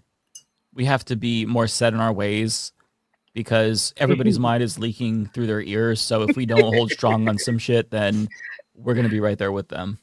No facts. How have y'all been? How old's y'all's kids now, Bender, David? I feel like they got to be old now. 5. That's crazy. God, that makes me feel old, David. Was that baby? I have a baby. That baby was new, no? Like, I feel like the baby was fairly new. Yeah, it was very new. Right when you had your kid? Has it been 5 years? Hmm? Did you start the Rational National at the same time that you had a kid? Like, oh no, I started that 2015. Oh, okay. Well, late 2016 more so, but maybe on the Rational. Have you had a million subscribers yet, David? No, YouTube doesn't like me, so it hates me too, David. It's up and down. It's reported well, especially recently. The algorithm is so weird. Like, I had videos like last month, like 500K, 400K, like 200K, and this I'm like barely breaking like 30K. It's very bizarre. Like, it's up and down, and the content, like, I'm not changing. It's the same kind of content I'm doing. Like, I'm not changing anything drastic. Like, there's no reason for those kind of spikes or those kind of like drop offs. But YouTube is aggy like that. I will see comments all the time that really piss me off, where it's like, I haven't seen your videos in months. Where have you been? It's like, I've been here the whole time. I just haven't been fed them. When people talk to me like I've been on vacation, I hate like somebody comment like, "Oh my god, like it's so glad, like welcome." I'm like, what the fuck are you talking about? I'm putting out great content right. I get irritated immediately. Who are you talking to? Like, I've been somewhere hiding. Like, I hate that shit. Somebody commented like, "Oh my god, I'm so glad that your movie review is back." I'm like, back? Bitch, I've done like 4 times. What are you talking about? Like, I think what YouTube tries to do now is that they'll like uplift like new creators or really small channels. Because I'll see people in my feed where it's like, this person has like 3 subs. Like, why am I seeing this video at all? But why am I even seeing this video? While they're doing that, they're like dropping others off, right? So it's like leveling up. David said, why am I even seeing this video at all? But it's not. It's one thing if it's like content I would click, but it's like not even in like I have no interest in it. It's like, what is this? Like, that's like, why would you do this? And they're like, I noticed that YouTube prioritizes just engagement more so than subscribers now. It doesn't matter if you have like 1 million subscribers. It's all about like, can you get them to watch the whole video? Because you see people with like lower subs getting a shit ton of views. It's crazy. So I still don't really understand the algorithm. I'll pretend like I know, but I genuinely don't know what the fuck I'm doing. But I think it's just changing all the time. Like, I have high engagement. Like, most of my videos are watched like at least halfway through. We're talking like 7-minute average like view duration, which I think is pretty good usually for YouTube. But it doesn't matter for the like one month that may be good for the algorithm. They're like, sure, let's give your video out to more people. Others, like the most of my videos now come from subscribers, which is still not supposed to be normal. Like YouTube, most channels, YouTube does from my it now. Like understanding, they don't push out your videos until they've are like your subscribers. They choose it by that. So like if your subscribers, like say a video might have worked well in YouTube, like this is hot, this is this, whatever, but your specific subscribers didn't click on that or don't really like that, YouTube will be like, well, the subscribers don't like it, so I'm not pushing it out to anybody else, and they tank the video. Yeah, I know. Yeah, where it's soul crushing whenever that happens. Yeah, no, YouTube. I feel like I bounce around between like which one of my channels they're treating the best. So it's like, okay, like usually that kind of helps. Is like someone's being treated well, but then it's annoying when it's like, oh, so that video that script that I worked well like that, fuck that video, but Olay and Chill's doing number. Okay, I'd be like, all right, you only stupidness you want to talk about, huh? Like sometimes it's like that. Like maybe that's the solution. Multiple channels. Yeah. Gotta figure out some other angles here. Yeah. Also, the problem with running multiple channels though is you feel like you're building up, like it splits your attention on and then you one. end up underserving one. Like I'm used to doing regular videos. Although it makes sense for someone with successful channels like the three of you, like your main channel is pretty strong on its own. I think building out a second or third or fourth channel would be pretty simple when you got a big main channel. Yeah. I think depending on what kind of content you make in different channels, the obligation is different. Like, so if y'all are doing like the kind of content y'all are doing, it has to be like high output, political content where you're like responding to events and blah, blah, blah. And that creates like a different kind of amount of work. And also like length of videos, how much that has a huge difference on what makes money. But certain things is like, okay, main Olurin, I don't put out every month or even every 2 months or whatever. Like it's gonna be, I can go a few months or whatever before I do a production and it'll still perform because this production, they expect a certain kind of thing out of it. And I think you have a lot more leeway than you think. Like you don't have to put out all the time on them. Like, it's just about like what is the content cycle and like how you train the audience and like what they expect. Like on Olurin Pop, Olurin Pop is like once a week. Olay and Show is like once a week. And everything else is kind of like whatever schedule. And it doesn't hurt you when you do that, when you do once a week? No. Okay. Because this is one thing that I was talking to my husband. I'm like, we should just take a week off this summer. But like, I don't want to have to prepare videos to feed the algorithm. I just want to like take a week off and not do extra work. But like, then you get scared. It's like, well, fuck, is that going to bury me for like 5 months when I come back? It will. I think it will hurt you initially. Like I've done it before. I've taken like a week off. Like it hurts you initially. Like you eventually make it back. But the thing is, like as Olay was saying, the algorithm is it's trained on what it expects of your channel. So if you start doing that once a week, it'll eventually work out for you. But your viewers are still and the algorithm still used to use you putting out like regular videos, so it's going to hurt you initially, unless they've changed it because they would keep changing I honestly it. think you'll be fine. Like Olurin used to be like my home for everything, where I had Olay and Friends and all this stuff and yada yada yada. Everything was just on that one channel, and then that stopped and it became just my productions. And when that happens, and it's fine. Like it's just, I think different channels have different like initial velocity. Like for example, an Olay and Chill video will start out way faster than an Olurin Pop video or an Olurin video, even though those channels are bigger. They have Olurin Productions have longer tail ends, so it takes them. They're slower to like build in that initial like, that initial first hours or a day, but then after that they move, they continue to compound and they build even longer and faster. So it's just different, and not all back catalogs are like created equal. Like a Bytes Cat back catalog isn't going to be worth as much to me as a Chill or a Pop, because people treat those more as evergreen versus they treat like commentary about things that are happening now. Even if you make it evergreen, they don't receive it as that. So it's just like that. It's a bunch of different things, but that's the whole, like, that's why I like having like the verse, but they're also just like different styles of content, entirely different styles of content. So that makes sense. I just put all my slop up on the same channel too, so you're all getting everything. No, it's hard. It's because we've all been doing this now for years, and we still are like, we only can concoct theories about like the algorithm. That's what makes it a little bit. It's annoying because it feels like yes, we don't have a boss, but we kind of do. We just Yeah. can't talk to the boss. Yeah. Like, Right. we have no idea. We have nowhere to give our complaints to except for the AI they've added to it. Like, Yeah, there's they just do no one to whatever the talk fuck to. they want. Although I would still do this any day over retail and fast food because I genuinely wanted to die when I was doing those jobs and just not having to interact with customers.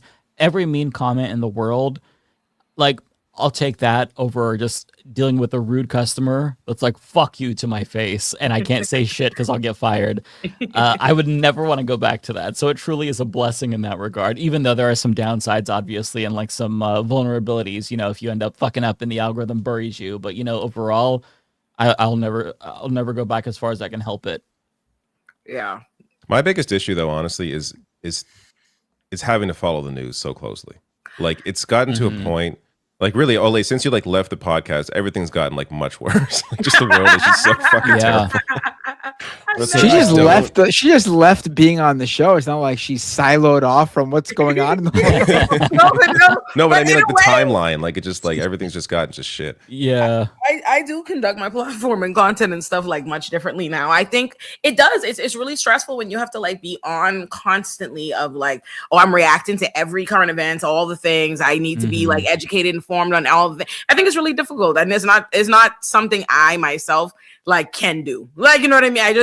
I'm impressed by all with I could never put out multiple videos a day on anyone's channel. Like, me and Aaron, the thought of it is insane.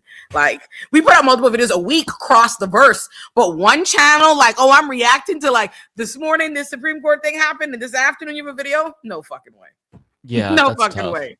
Yeah, like, it's one thing when it was like on Twitter and social media and you're just recording like a little, you know what I mean, a thing or whatever on your phone that goes by, but that's an entirely different thing than like recording content for YouTube. And yeah, no. Also, I'm just like, I'm at a place where I think like I think I've been thought this. I think the most like for me, I think I'm more advantageous to changing how people think all year round, in the sense that people don't want to click on political content. They tend to be like, I think when we talk about how the right is really persuasive or has done such a good job at converting people over to like a conservative way of thinking, whether like unwittingly, unknowingly or not, it's because they're consuming so much like right-wing ideology in their entertainment and their media and their podcasts and their regular stuff that is not like packaged as political content. And so I think like, I'm like, oh, my content is still very political in ideology, but it is more accessible. It's coming in these other like forms than when I just do like explicitly political, you know what I mean? Like, oh, I'm telling you about this electoral politics or whatever, for example.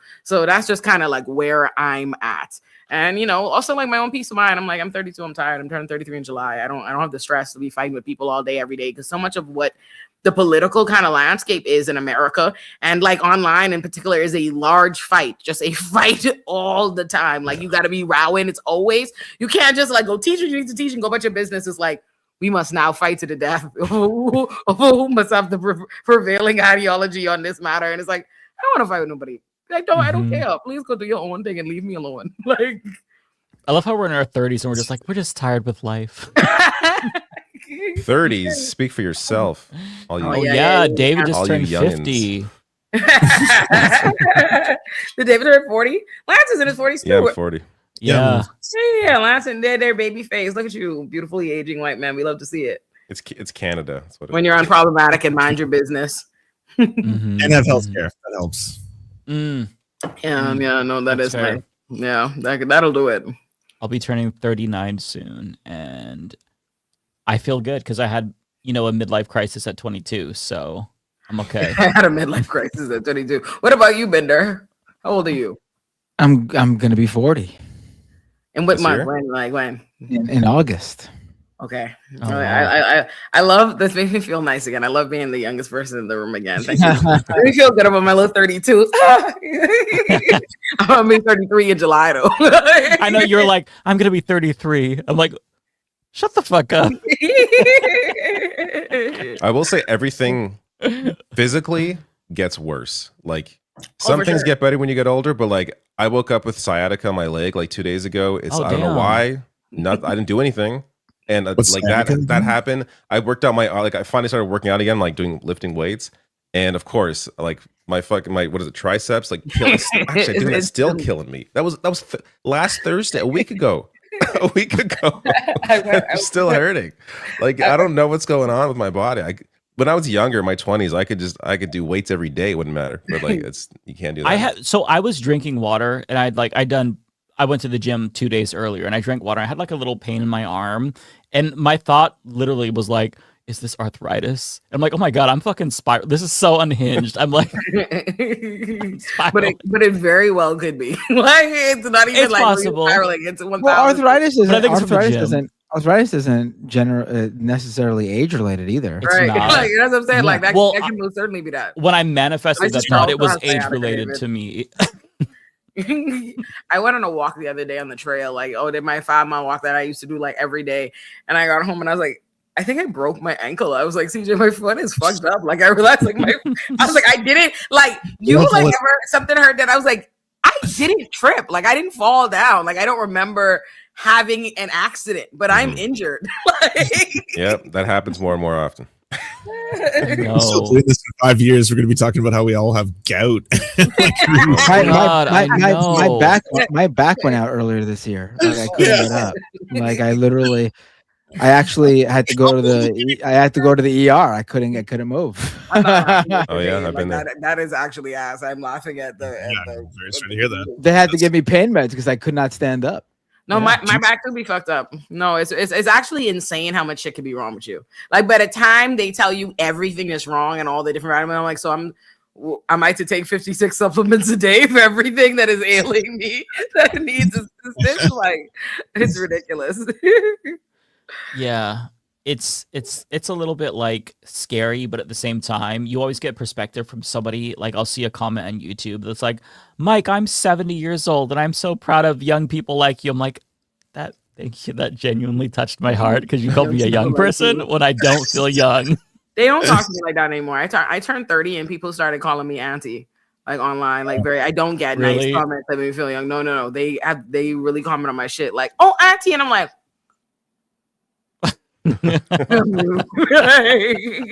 so no, nobody says any nice I feel like if comments. I would automatically like say sister still to you because I feel like I'm in uncle territory. I feel like that's appropriate for me. But I feel like you look so young that it would be sister, not auntie. I've honestly like lost my voice running on with my rant about like the need to like age up, like how people do women. Like, oh, you turn 30 and they start treating you like, I'm like, but you know what? I'm chilling today, so I'm not even gonna go to the mat about it. But just know, touch that with a 10-foot pole. I hate it. I fucking hate an auntie from a bitch 3 years younger than me. I'm always so sickening. I'd be like, "Ooh, you're getting on my nerves."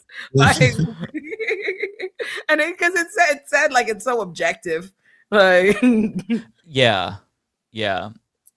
I know it's respectful, but it also feels like a little bit old. Like if somebody called me sir, and I call people sir, not like for age, but if somebody called me sir, I'd be like, fuck you. Like, what are you saying? I'm old? I don't know. It makes sense for if a teenager is a teenager or something like that, blah, blah, blah. But there's no reason why people who are in their fucking 20s, because, they know you turned 30. I shit you not, hand to God. Literally, I turned 30 and it was like the next day, people who are a few years younger than me started calling me auntie. It's ridiculous. And it's this thing, and they try to like convince you that it's like, because it's something they do and they're so comfortable with it, and they try to act like it's respectful. They act like you don't have any autonomy or ability to like push back on that. And I genuinely think there is a scholarly intellectual argument to be made about misogyny war and the patriarchy, about calling women, feeling the need to the minute a woman is 30, it's like, oh, there's somebody in the chat that keep being like, oh, it's respectful. I love it. It's respectful. Oh, blah, blah, blah. Like, I don't give a fuck, sir. Like, why you keep telling me I don't care? And you're mad. Taking I it don't as give an a aggression. Like, sir, I just said I ain't like it. Like, I was pissed off so this happened like a couple of years ago. I went to the liquor store, I bought liquor, and they did not fucking card me. They did not card me. And the way that hurt my soul is indescribable because is that the first time you haven't been carded? The only time, yeah. Yeah. At a showing for Obsession the other day, I wanted I went to the early screening of Obsession. They gave you like this cute little, hold on, let me show you, like like the little cat and the thingy majiggy. I don't know if y'all watched the movie, that's but anyway, cool. I haven't seen it. And so like they had like a special at Alamo. They had like, oh, this is the Obsession like special like meal. It was like a drink, like an alcoholic drink. And me and my friend like Nigel didn't have our cards. So we were like, oh, we can't get the drink. And then the next time I went, they had something similar for I Love Boosters, and I was like, you know what? I didn't have my card either, but I'm like, let me try and do it. Or I did have my card. I brought my card this time because I didn't have an Obsession, like my ID. And the minute they were like, I ordered my drink, they just gave me that drink and kept on pushing. I said, that's about right. That makes sense. I'm over here like, oh, they're not gonna give it to me. They gave me my fucking drink. They didn't ask me for shit. Did not look at that. Just went about their business. You didn't feel offended though? Because I felt so offended. I was like, no. It's convenient, right? But like, it's a little offensive. In my mind, I'd be like, I don't know if I really truly in my heart of hearts to know like, oh, what you would like. I'm like, I'm 32, so I bet I look 32. You know what I mean? Like, not that I like know like, oh, what about you makes you look old? I just know like, well, I'm not 22, so I bet I don't look it. You know, like I'm like, oh, that makes sense. I'm not offended. I don't mind anybody. I have no shame, and in fact, the Caribbean lady in me is constantly saying how old I am. Like, I'm going to be somebody, when I turn 35, I'm not going to say I'm 35. I'm going to say as a 40-year-old woman, don't disrespect me. I'm going to age myself up like a true Caribbean woman. I don't mind the age. I mind you calling me auntie. Don't call me no goddamn auntie. I hate that shit. Oh, I hate it. Like, do you ever see on your timeline? So I'll get this on Instagram. There'll be some fake ass post about millennials on average look younger than Gen Z, and all the millennials will comment like, "Oh, I know, we do look younger," and then the Gen Z will be like, "You actually look your age, but that's okay." And it's like, okay, millennials, we have to stop deluding ourselves. We look our age. That's fine. I went to a concert like a year ago. It was like a lot of Gen Z were there. They look old. They look old. They look older than I remember. Maybe it's the haircuts. Maybe it's because they look like they're out of the 80s. Like a lot of like mullets and like just weird. I don't know. Yeah. They dress very differently. Like the style or the choice. I think there is like, I mean, I think that's like just the aesthetic that a generation chooses that's popular, that's whatever, can like change how you look. Because I think I think there are people that are our age, like there are millennials that have pictures now that look younger than their pictures when they were younger because of the style of clothing that was popular. Like we in the clubs in like, you know, a peplum skirt in a suit jacket and, you know, dress shoes and all kind of stuff that was in style for that. So I think I can see that. But generally, I think when I see millennials online being like, we look younger than you're posting their pictures, like, look how young I look. I'm like, you loser bitches. I'll never get caught dead with you fucking losers. Like, they like, it's so lame. Like, they'll see some Gen Z young person minding their business and they'll be like, I look younger than you. Why do you look so? I'm like, look at you, bitch. You're a loser. It's so cringeworthy. It's so cringeworthy to me. It's like, okay, it's not a competition first and foremost, but when you have to reinforce this idea that you look younger than Gen Z, when you don't, it is so embarrassing. Like you have to, it's very you have to be self-aware. Millennials, my God. And it just says how much you don't be around young people, because I was in my 20s at the time, because this was an old story. I remember like a friend or something taking me to a place that I realized instantly. That was the first time I walked into a place and was like, oh, everybody here must be 22. That's when I realized like 22 had a look and it wasn't mine. Like I felt immensely like out of place that I was like still in my 20s. And I was like, instantly there was a huge gap between me and them, and I was like, oh fuck. And that's when I realized like, oh, you're much older than that, even if spiritually, like even just you're 22 to 27 or whatever it is. So when I see like people in their 30s trying to be like, I know. Let's mentally I feel like Attraction on Netflix. No. Okay, y'all missed that degeneracy. Y'all, did you hear about it? No.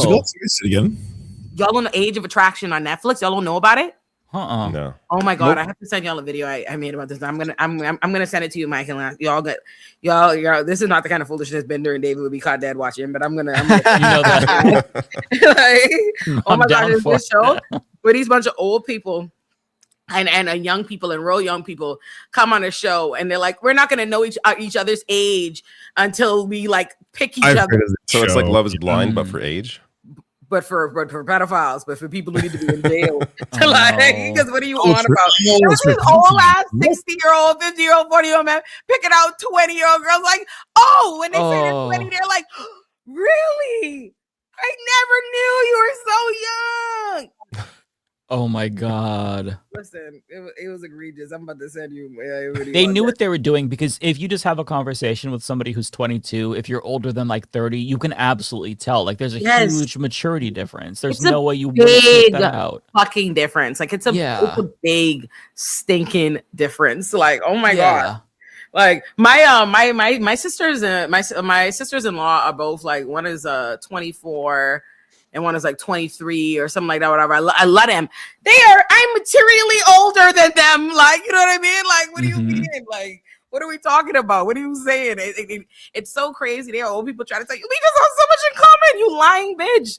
That's crazy.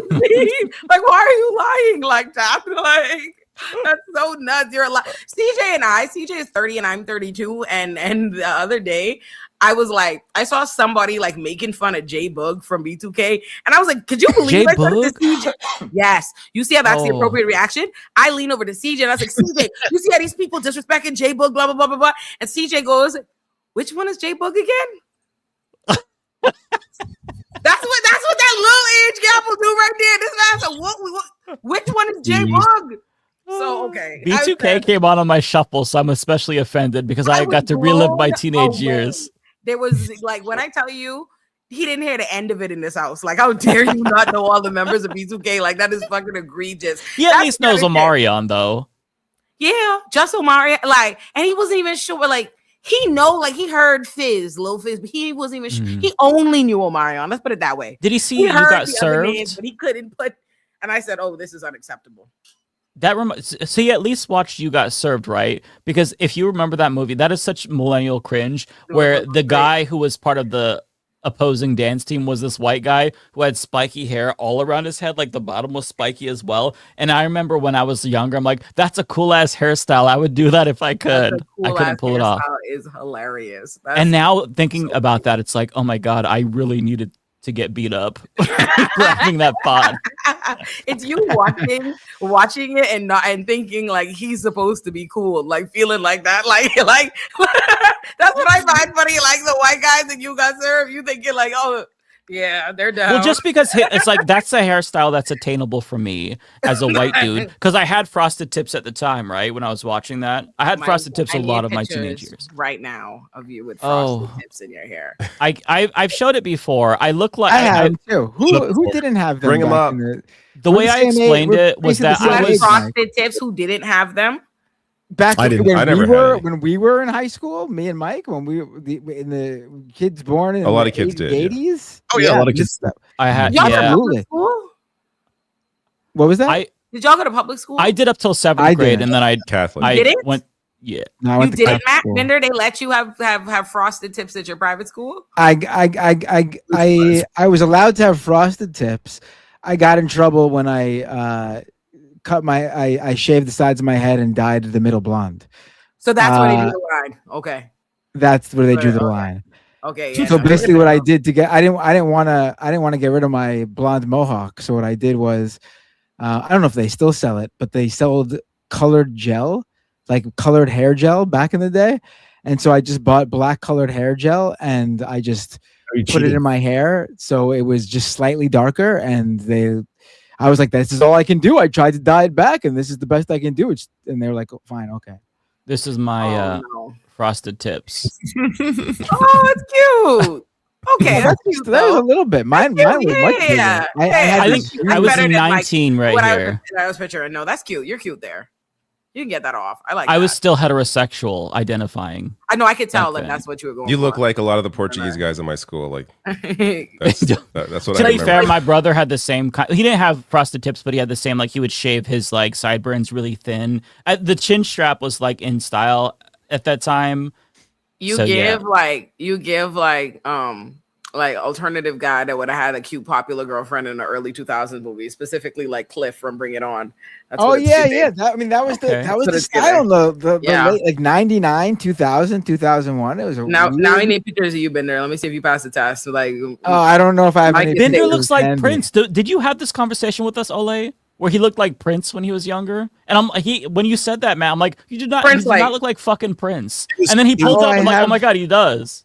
It was one picture. Oh yeah, I remember that picture. Oh, I would definitely know if I can find it. I definitely. Somebody says they could smell the Axe spray. I did wear Axe spray, but I did not use a lot because my mom would like choke me out, like choke my neck if I used more because she was so sensitive. So I just do a little.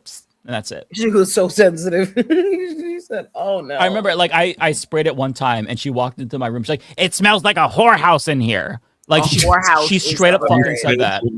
And like a whorehouse smell like Axe body so spray. mad at me. That's the way she. I don't know why she chose that particular word, but she said that. I remember it. I'm like, okay, I get it. I won't spray that. No, that's actually hilarious. No, that's funny as shit. What do my hair look like? As similar. I think I look like me, but my makeup wasn't as good. Like in high school, like that's really, and before, not just in high school, just like previously. Period. Like that's what it is.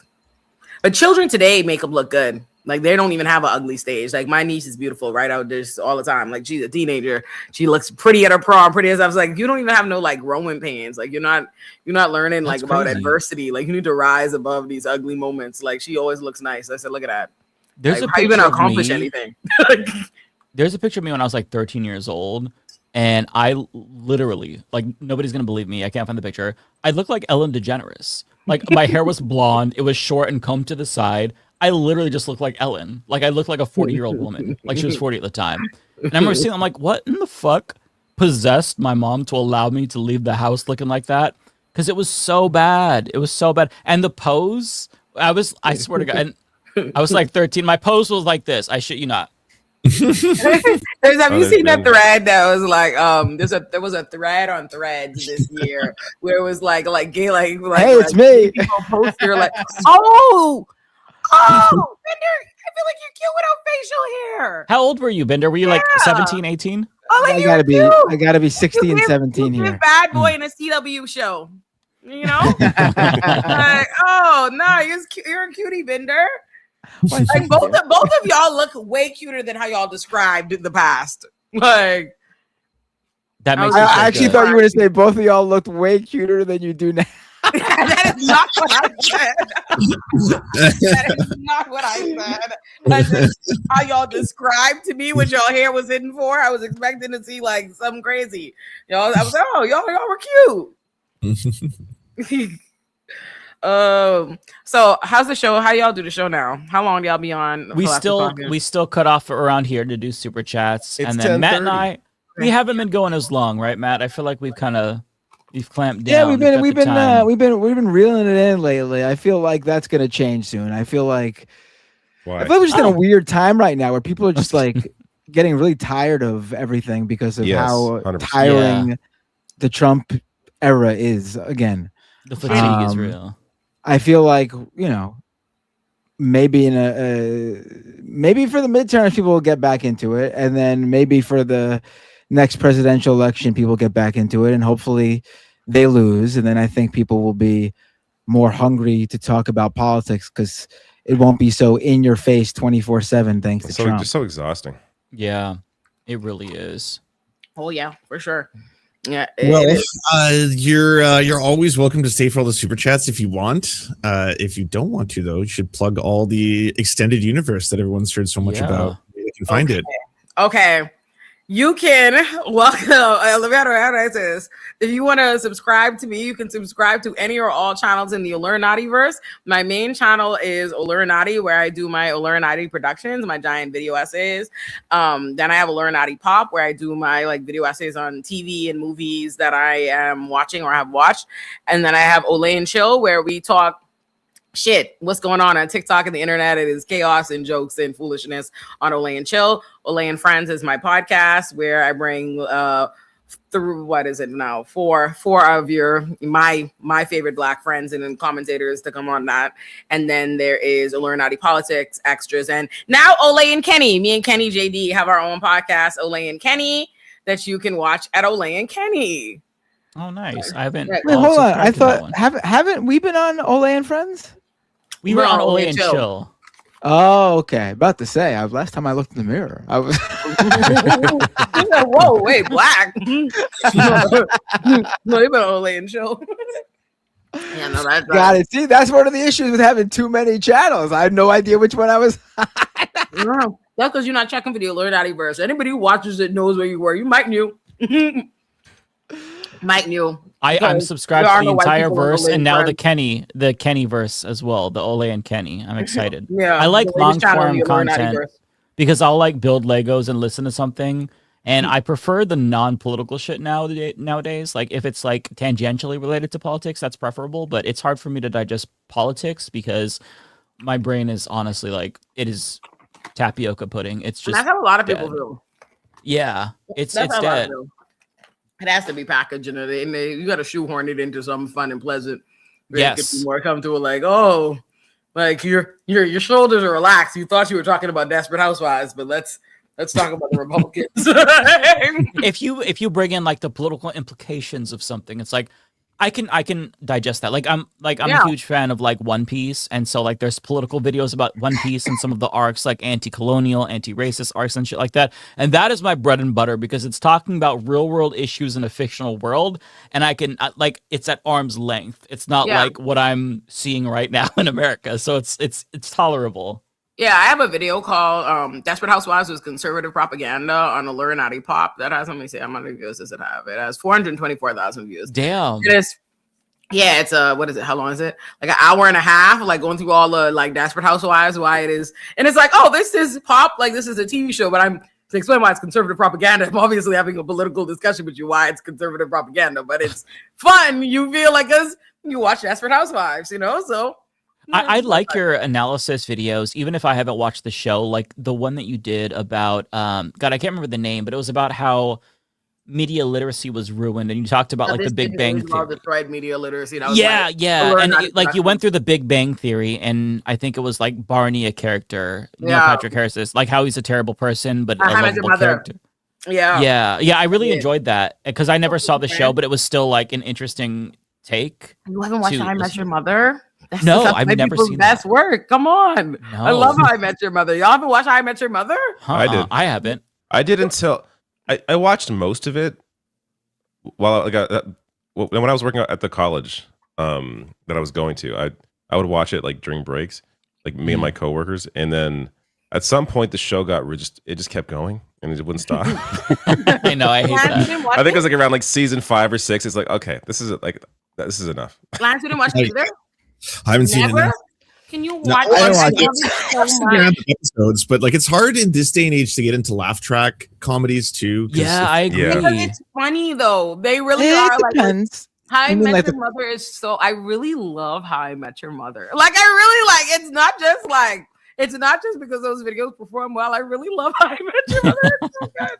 I really think like it's legitimately. I watched it so many times, and it really is funny. I love it. Oh, I believe a lot of friends love it too. Yeah, but I feel like it's like if I recommended like Third Rock from the Sun to someone because I liked watching it when I was younger, and then like if they're like I can't watch it because of the sound, like the laugh track, I get it.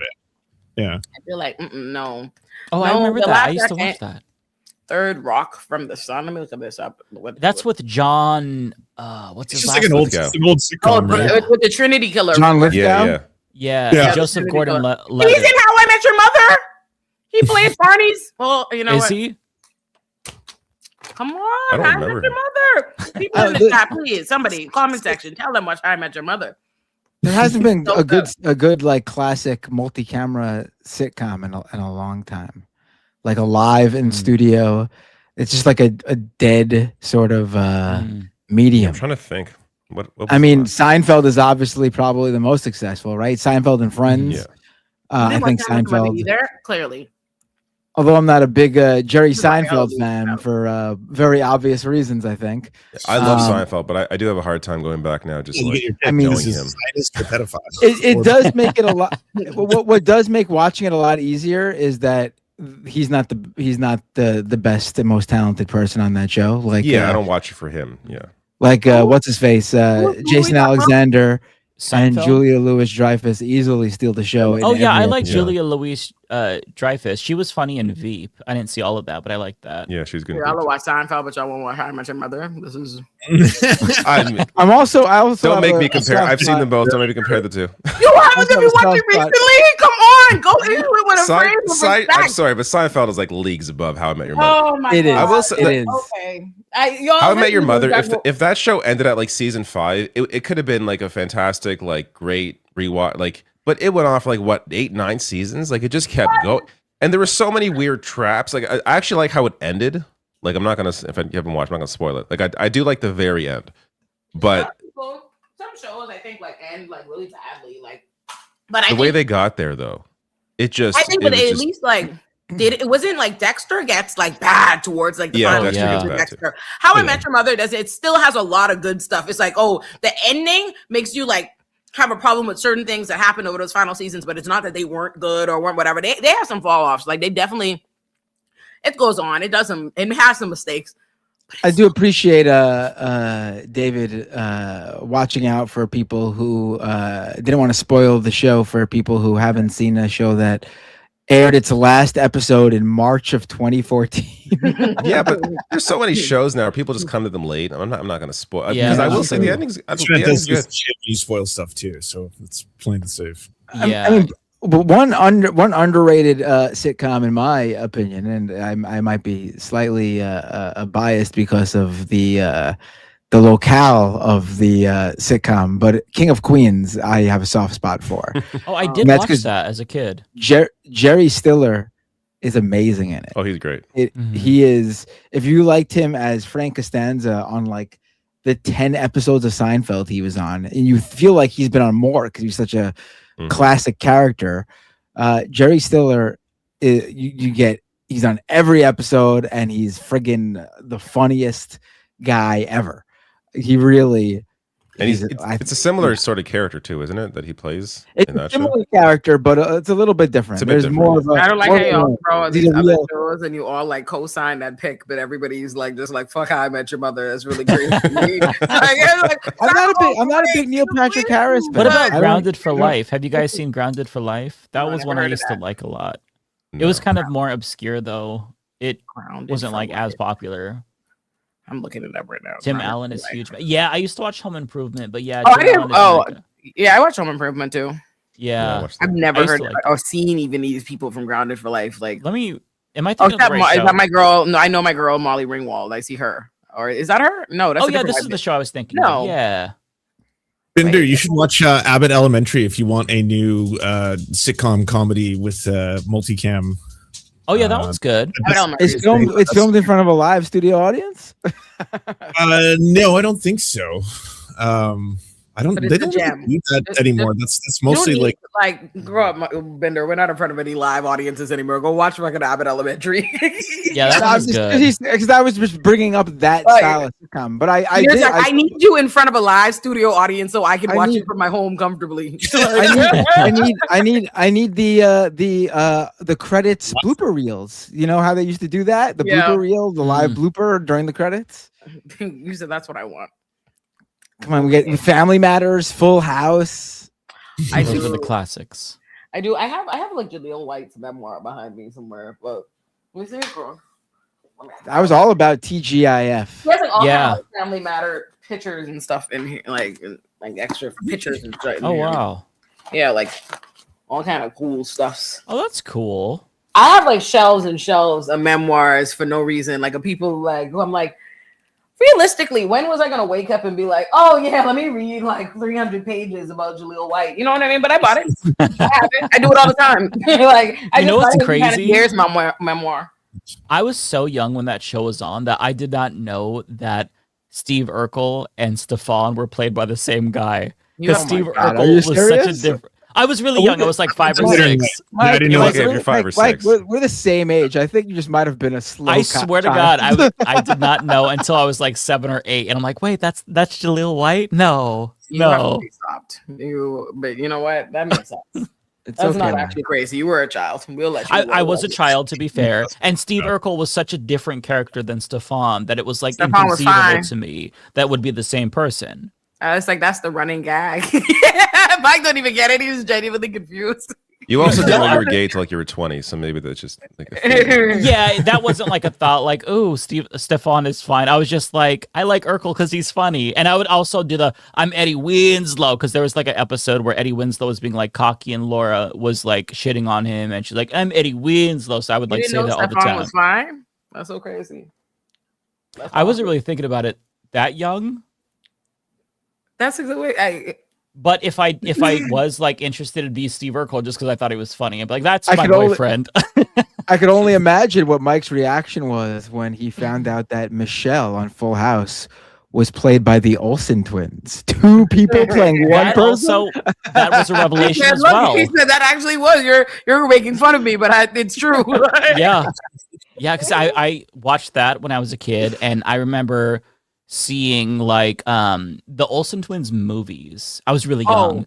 And then I'd be like, wait, there's 2 of them? Why is only one of them on the show? Loved Mary Kate and Ashley. I had Mary Kate and Ashley Olsen started stuff. with I how remember upset I am that those bitches don't need any money, so they don't even sell. Do you know they don't Yeah. sell their shit? But they don't even have it in production. Like you Damn. can't buy Mary Kate and Ashley books new. Do you know? Like you know They're what just- I would do with they're good. my They're money? retired. They If I made it. Mary Kate and Ashley tomorrow. Put out all of their shit, all the Mary Kate and the Adventures of Mary Kate and Ashley, the So Little Time books, the Super Sweet 16 books. I would buy them all tomorrow, every single one.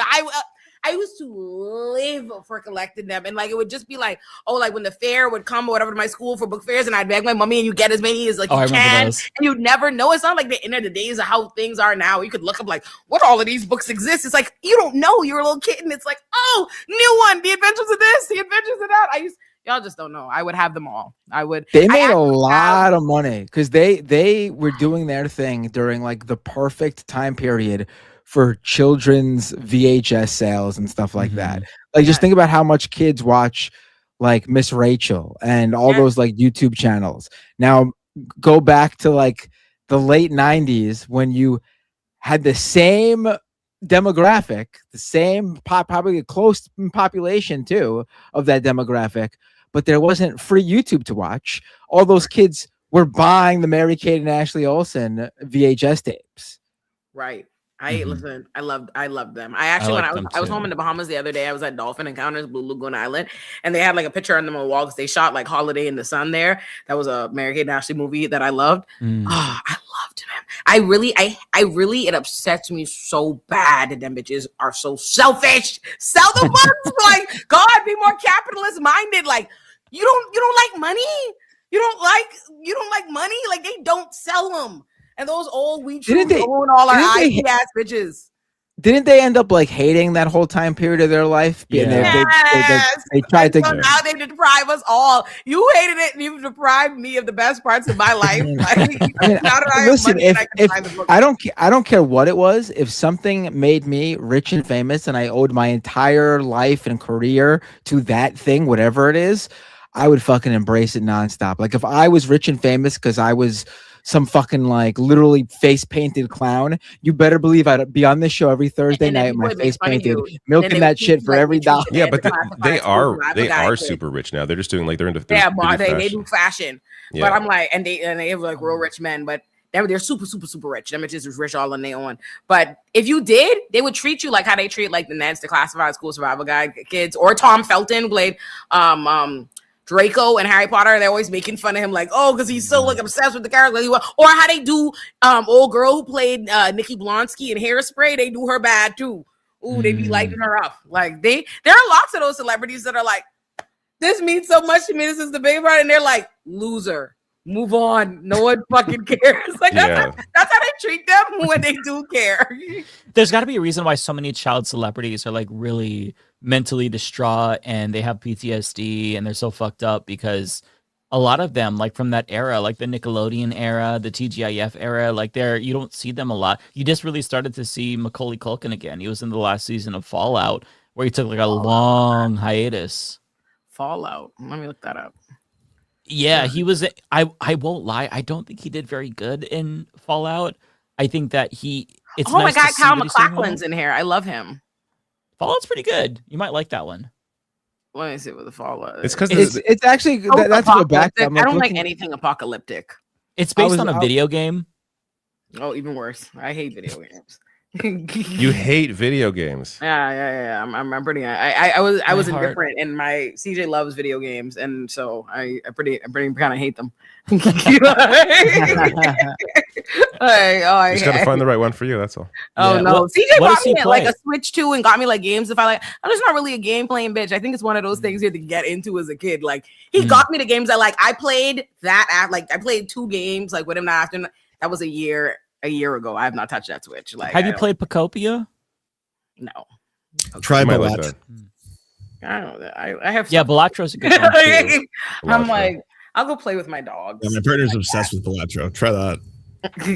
I will try it if you watch How I Met Your Mother for me. Okay. Also, did you watch? Because I know you liked, because you had told us to watch. I still haven't watched it yet, but it makes me think of, you had told us to watch when Boots Riley had that TV show, something Virgo, you wanted us to watch, and right, yeah, I don't know if I still haven't seen that. We're not shit. That Lance begged me and Mike to watch that show. Oh yeah, I forgot about that. That makes me think. Did you watch Boosters? I haven't seen it yet, but I want to see it. I'm gonna First of all, you don't do better, white man. Like, okay, you don't see Boots Riley all around the place begging people to see this movie, and he wrote, "It is a white leftist wet dream," and y'all ain't right. The nerve of you! I'll see it if I have time. I'm just super busy on the weekends. You have to go see it this week, Lance. They're gonna pull it out of the theaters. They pull it out. They? Not to say I loved it, but I know you would. I know you would. I love I love the Sorry to Bother You movie from him. I thought it was amazing. Yeah. So I know I'll like this one too. Yeah, I think you'll like it, Lance. Like the things that like go off the rails for me. I'm like, oh, this is white leftist shit. Lance gonna let us. Like, ooh. Did you like it? Oh, that's okay. Oh, interesting. I have nuanced thoughts. I'm writing a video for it about I'm writing a video about it for Illuminati Pop that I may or may not put out because that shit'll flop. Like, I know it'll flop, but like we'll see. I think it should be made. I think it's important that like this kind of weird art exists and like surrealist. I'm not a surrealist girl, so it's not that I think that it's bad or anything. I'm inherently not a person who loves this like kind of thing. But that's not that's not a critique of the art itself. You see what I'm saying? Like it's just like.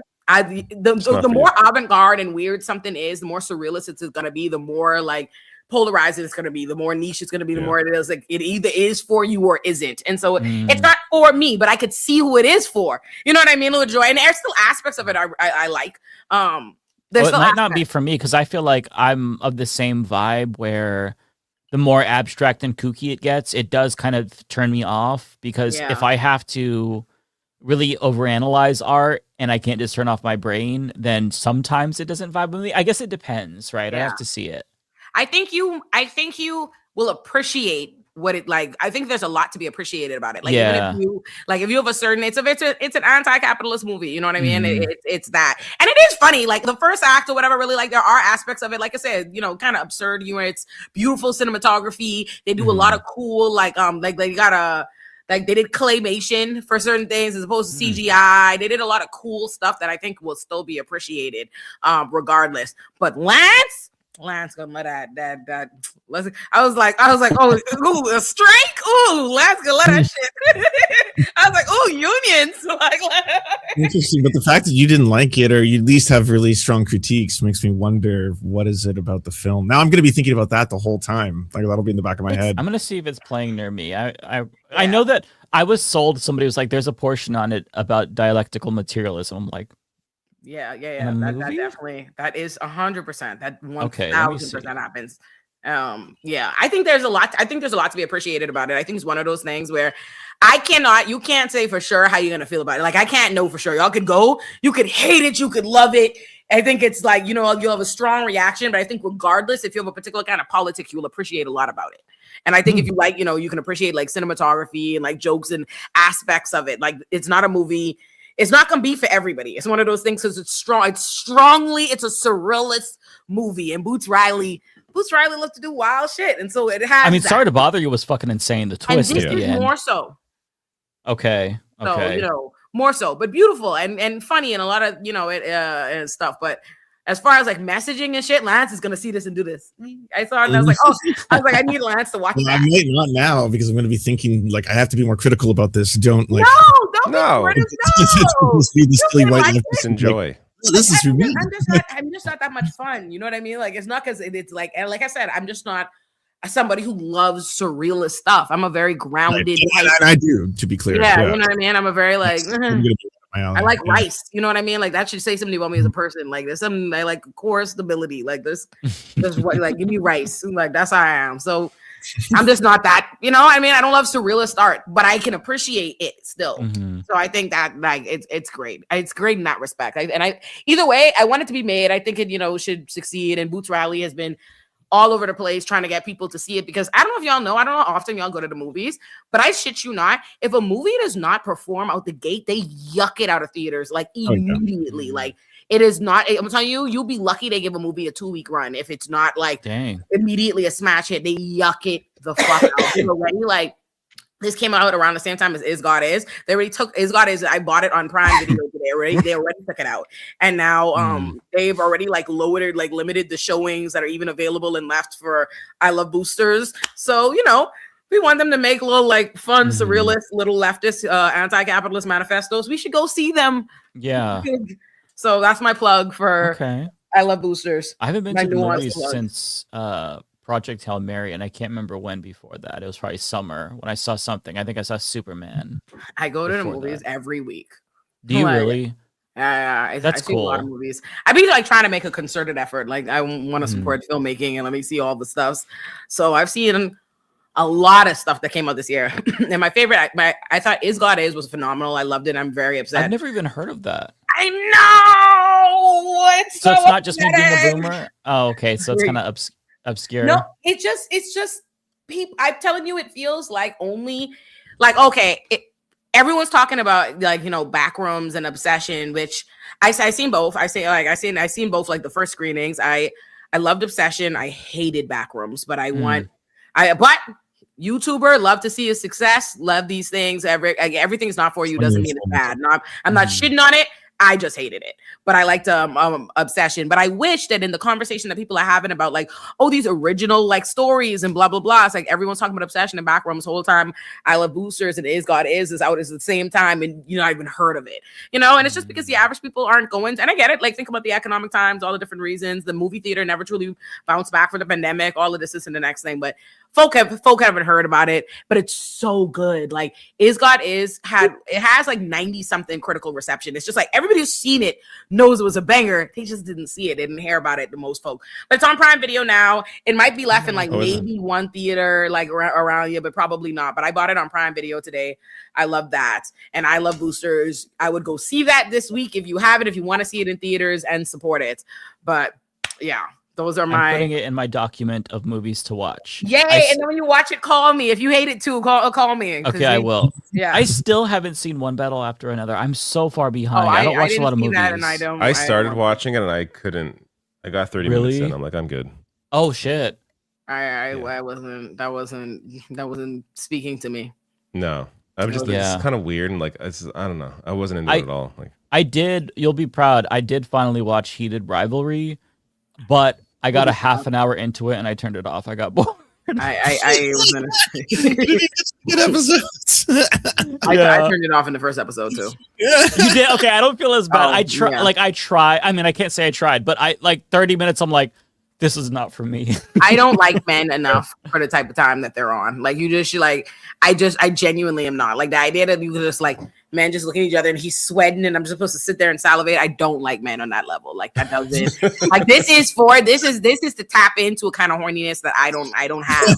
I don't have it. Like me and CJ looking at each other like, what am I supposed to be doing? Like it's I don't get me started. And I was like, you know what?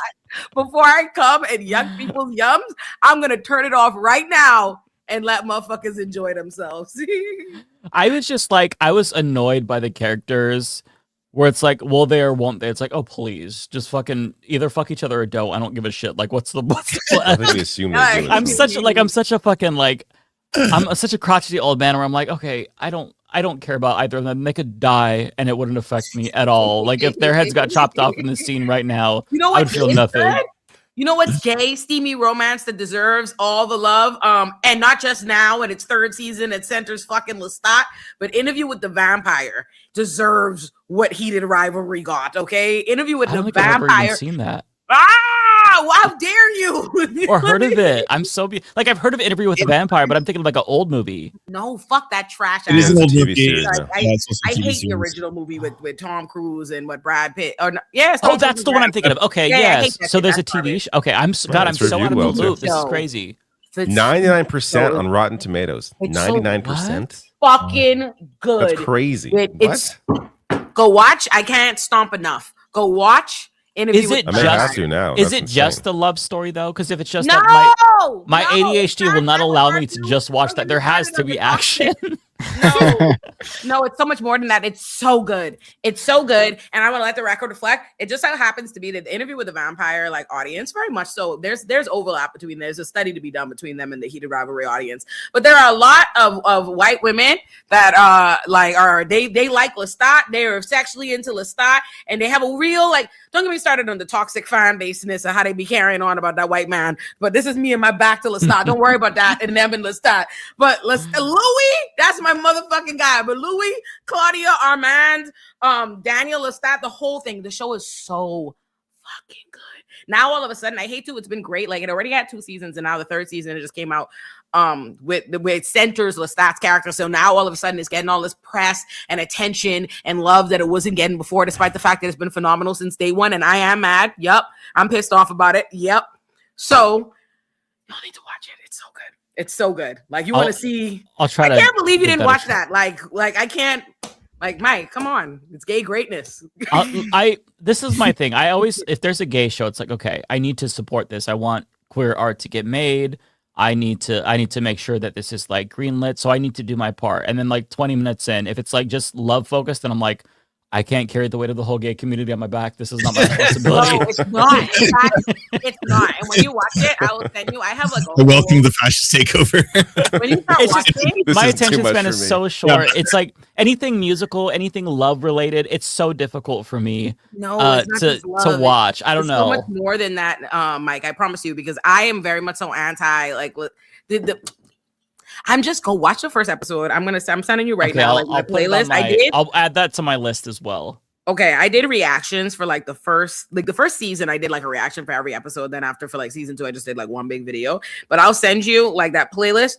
So after you watch the first episode, you have my reaction, so you know what I think. If I'm asleep when you text me, this is what I think already in video form.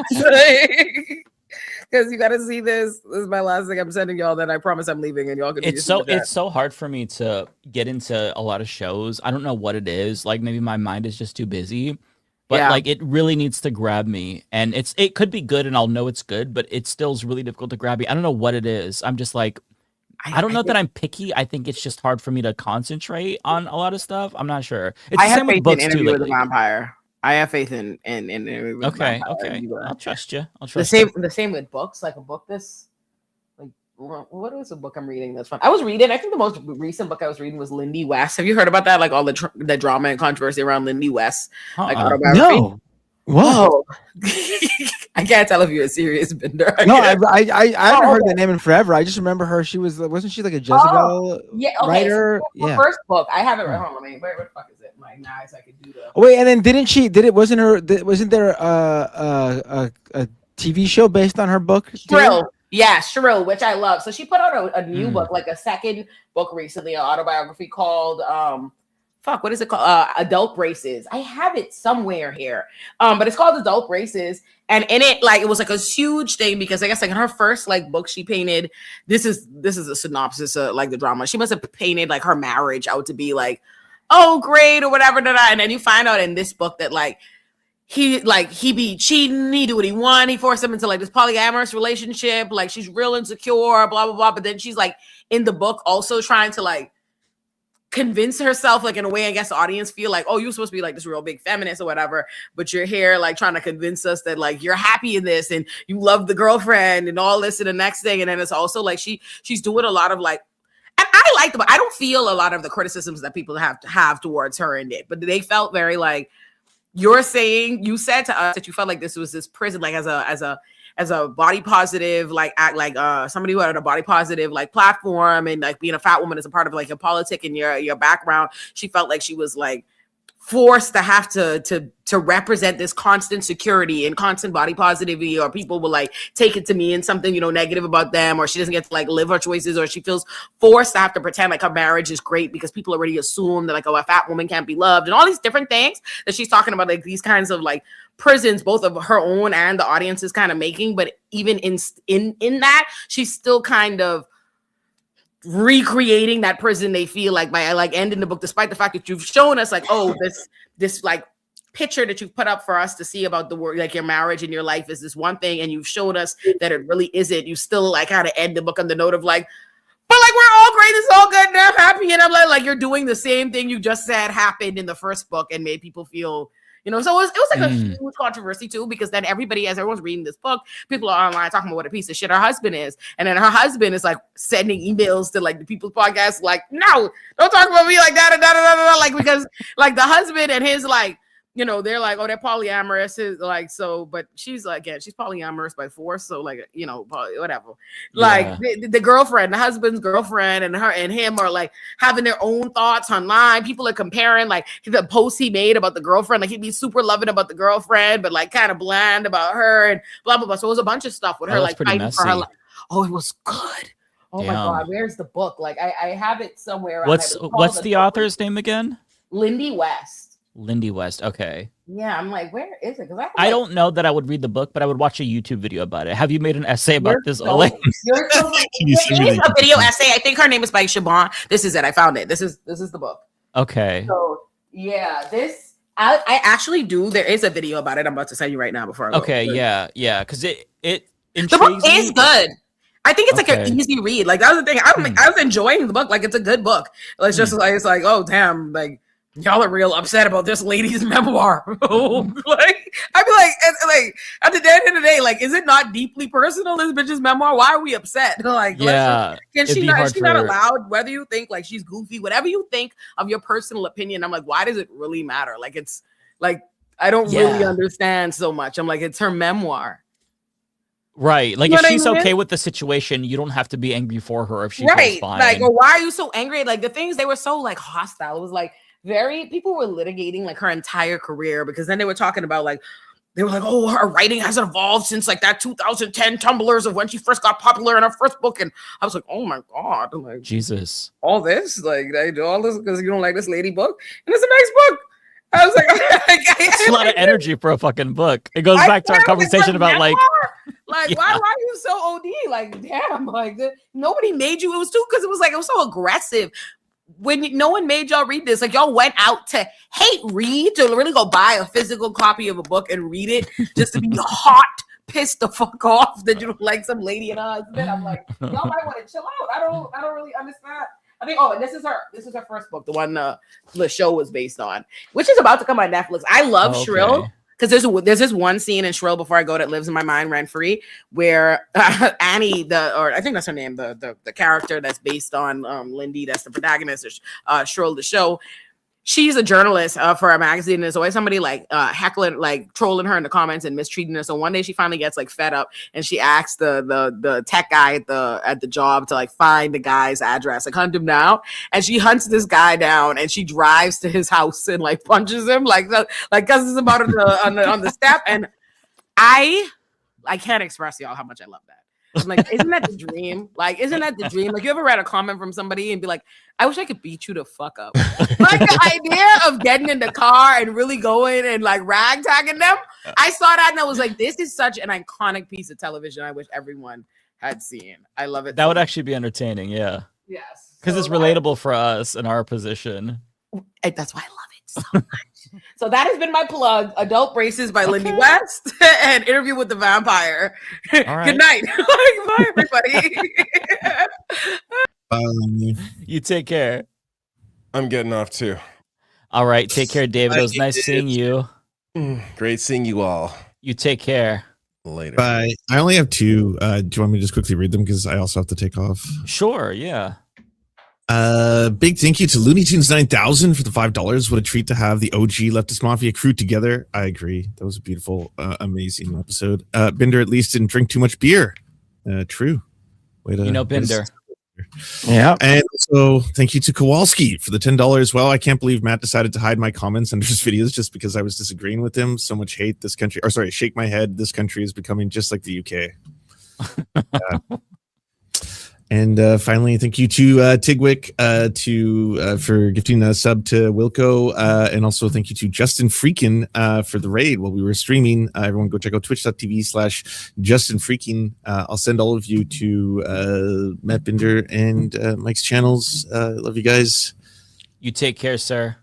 Have a good evening. Bye. All right. Did you want to go first, Matt? You could go first. Okay. So the first one is from Lord of the Viltrumites, who asks, why is it, and thank you for the $10, Lord of the Viltrumites, why is it that West Coast Dems are washed as hell while East Coast Dems are locked in? West Coast gave us Wiener and Becerra, while East Coast gave us Mamdani, El Sayed, Hong, Hamawi, Mahia, etc. Yeah, that's a question I'm asking myself as of late. But one thing to consider, Lord of the Viltrumites, is that the East Coast didn't really have their shit together that long ago either. Remember, Andrew Cuomo was the governor. There was also that committee, Matt would probably remember the name, where there was like Republicans approving the shit that was disbanded. God, I'm blanking on the name of it, but it was a clusterfuck. So my hope is that maybe we'll get our act together too on the East Coast or on the West Coast, because it's really just not fair to see everything happening across the country and then seeing what we get stuck with election after election is very, very depressing. So I'm crossing my fingers for us for sure. ABS says they're trying, and thank you for the $10, ABS. They're trying to expand ID verification laws to social media in Indiana now. You would need a government-issued ID and your social security number. This will be enforced July 1st. Got any free VPNs? I don't know any off the top of my head. I think that's really annoying that they're doing this. It's not just annoying, it's really draconian. And I'm startled by the rise of these kinds of age verification laws. It is obviously censorship, and it's really trending in a negative direction, and you hate to see it. It really feels like we're fighting an uphill battle at this point with those. The next one is going to be from Charlie DeGinmer, who says, so these are out of order. There we go. Charlie says, hey, Mike, and thank you for the super chat, Charlie. Hey, Mike, my electrosis job in Vancouver, Washington is trying to unionize. Our bosses have done a lot of scuzzy and potentially illegal stuff. I'm posting a link in other chats for people to help. And there's another one. The place is called Real You Electrosis, and they've heavily tried to market themselves to the trans community, specifically trans women, and are taking advantage of their employees and patients. I'm really sorry to hear that that's taking place, Charlie. Oh, there's one more. I'm sorry. It seems like it might be a story you'd be interested in, and it's right in your backyard, kinda. Last. Yeah, I'll look into that. That seems really fucked up. So basically they're an ostensibly progressive company, socially progressive, but they are anti-labor. I mean, typically what I would do is say, if they're violating labor laws and, not letting their workers unionize, file a complaint with the National Labor Relations Board. But now that Trump is in power, I don't necessarily know that they have the teeth to do anything. So it's a little bit scary. One thing I will say is be a little bit cautious about what you post online about them while you're trying to unionize, because these companies, they like to retaliate. They try to crush unions. They try to intimidate workers. So just be a little bit cognizant of that. But yeah, my best wishes to you, because unionization is crucial, and the fact that they are fighting back is disappointing. Nonetheless, it does show you that they're scared. So I hope all power to you all. I'm glad that you're trying to pull this off. They have the NLRB claims heading at them. Okay. So you are doing that. That's good. So it seems like you're on the right track. Hey, keep us up to date on this. You don't have to send super chats to let us know, but just in the chat, let us know how this goes. I'll try to look into this as well for potential video on the channel, and see if there's anything that I can add to the situation. I hope you're able to pull it off. Let's see. Here we go. Bayphoto. Bayphoto says, there's still a lot of votes to count in California, but the election went about as bad as it could. Disappointed in my state. Mom Donnie, save us. I was really disappointed too. It was not ideal. Not ideal at all. Cosmere Dragon, thanks for the 20. Very kind of you, Cosmere. How was your Tamagotchi Island? I started with wholesome characters from IRL and silly fictitious characters. Wanted to add Trump. Decided to make a separate villain island. Also Kirk, Pam Bondi, etc. One day they will meet. That's funny. I'm glad you're enjoying it. I kind of fell off of Tamagotchi life. It was funny at first, and I'm sure that there's still more for me to discover, but I kind of just got bored with it and stopped playing it. And yeah, maybe I'll get back to it at some point because I know people still are having a lot of fun with it. Cartoon says, thoughts on the PlayStation State of Play, as well as thoughts on the new God of War game that is causing because the main character is a woman. Yeah, so I enjoy the State of Play a lot. There's a lot of really cool games that I'm looking forward to. Phantom Blade being one of them, Onimusha being another, and yet the new God of War game, God of War Laffy, I think it's called, looks absolutely fucking sick. I loved the other God of War games. The fact that the right is screeching about the woman being a main character is predictable, yet just like tiring. I'm not gonna really pay it any noise, but or paying any attention, to the noise. But yeah, they're gonna do that. They're stupid. And then another one here from a Cartoon who says, thoughts on the PlayStation State of Play as well as okay, so this is just a double, I see. Also, saw Backrooms, and it was great, worth watching. Okay, good to know. Otaku Dragon says, National Donut Day tomorrow, Mike. Make sure to eat some. I did not know that. Okay, maybe I will. Cartoon says, thoughts on people like Riley Gaines in states like Tennessee and Indiana saying that June is Nuclear Family Month. More reason why Pride Month is needed. Yeah, I totally agree with you. They're trying to all get behind this message of Nuclear Family Month, and it's kind of backfiring. If you saw Andy Ogles, he posted, there's no place in America for homosexuality, the happy national or Nuclear Family Month or whatever, and he actually got a lot of backlash to the point where he took it down, and he's blaming a staffer for it. And I am a little bit heartened to see that there's not so much of a tolerance for this kind of bullshit, just because we're 2 years into the Trump regime and people are just sick and tired of the fuckery and the outrageous bigotry. So yeah, the people like Riley Gaines and, the governor of Tennessee, I think his name is Bill Lee, if I'm remembering correctly, they're fundamentally just miserable pieces of shit. So they're always going to say stupid shit like that. But like you said, that's all the more reason why we need Pride and why people need to be gay as fuck. Even if you're straight, be super gay, gayed up this year, do a little fucking bend and snap or a wrist limp fucking gesture, just skip a little bit, be a fairy, just gay it up, throw it in their faces just to make them pissed off. If you're gay, kiss your partner in public, just like fucking throw it out there, because we're never gonna go back into the closet and they're gonna have to fucking deal with us.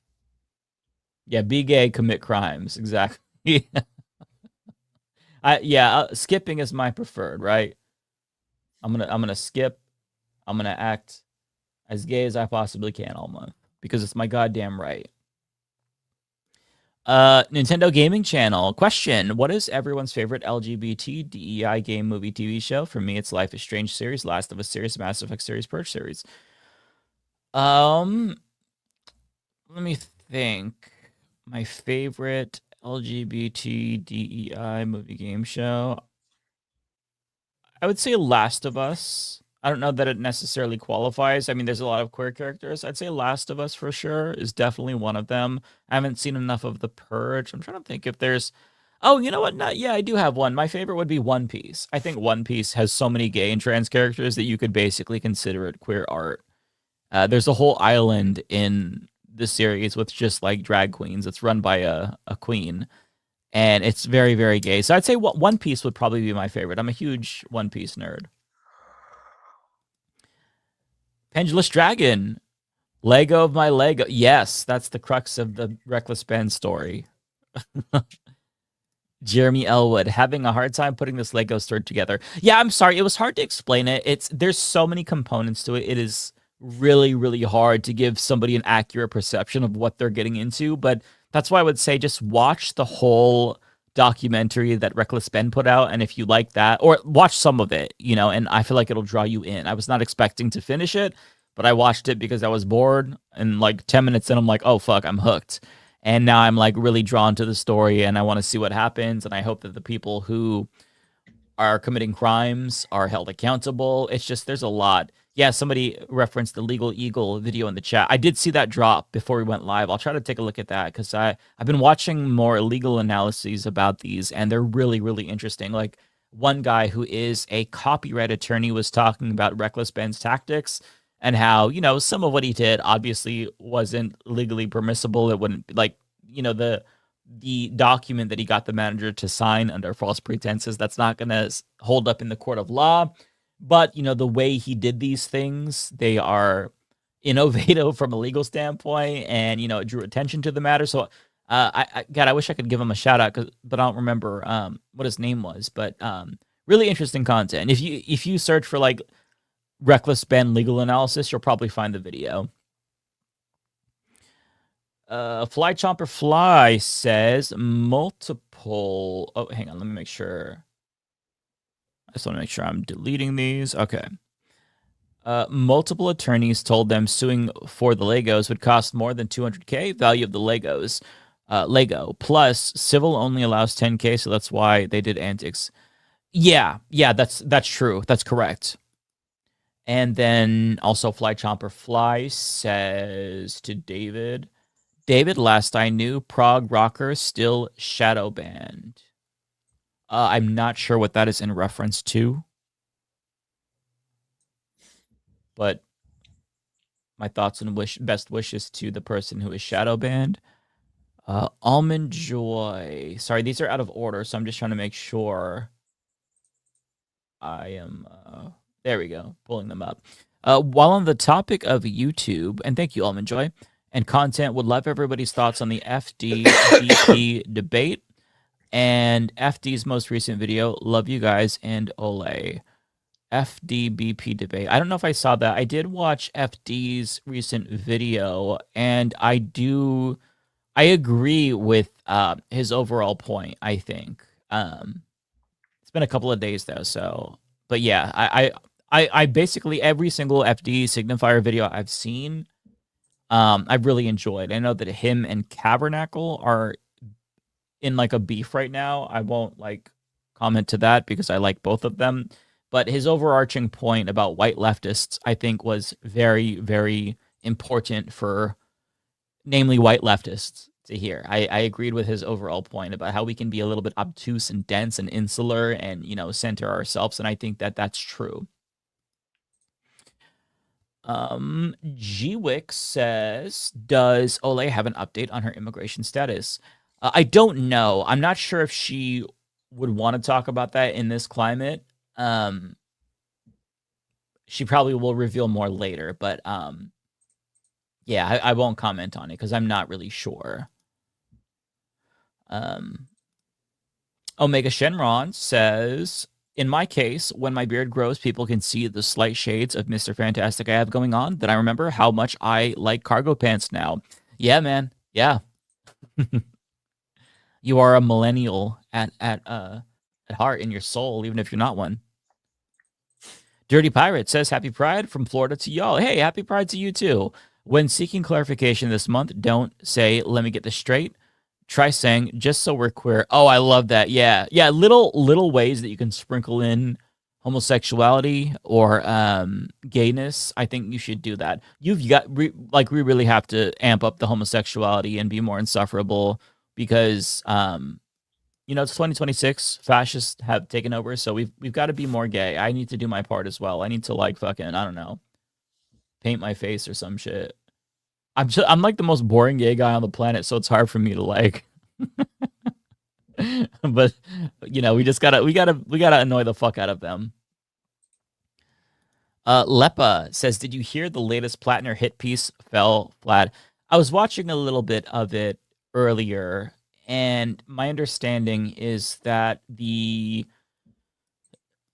lady who lobbed the most serious allegations is a GOP operative who also slandered Christine Blasey Ford and Mahmoud Khalil. So, you know, I've said this before, I am not a fan of Graham Plattner. I understand harm reduction and voting for the lesser of two evils, but I'm not going to promote somebody who I think fundamentally is immoral, who has done terrible things and bragged about murder. But yeah, I think that, you know, for the most part, the piece that came out today seems to not, the consensus based on like my preliminary browsing is that it's not super compelling, given that the lady who is saying this is a liar, generally speaking. And yeah, I think that's fair. V-Man says Happy Pride and Caribbean Heritage Month. Hey, Happy Pride and Caribbean Heritage Month to you too as well, V-Man. Fly Chomper Fly says, same person playing two roles, Bellas of St. Trinians. Okay, thank you. Fly Chomper Fly says, new RuPaul movie opening next weekend. I had no idea. Okay, interesting. Fart Twain says, congrats to Denims, who just won her lawsuit against Ethan Klein. Did she really? This is the first I'm hearing of this. She won by judgment on the pleadings. It was so frivolous, it didn't need a trial. Really? Okay, well, that is really cool to hear. I'll have to go look into this. Interesting. Fuck yeah, if that's true. Fly Chomper Fly says, old vampire movies, fearless vampire killers, satire. Okay. I don't think I've heard of that. I'll be right back. Give me a second. Yeah, feel free. Shit, not you again says, as a Lego enthusiast, have you all heard the Reckless Band versus Bricks and Minifigs stolen Star Wars Lego story? Oh, my friend. Yes, we have. We talked about it for a good half an hour, I think.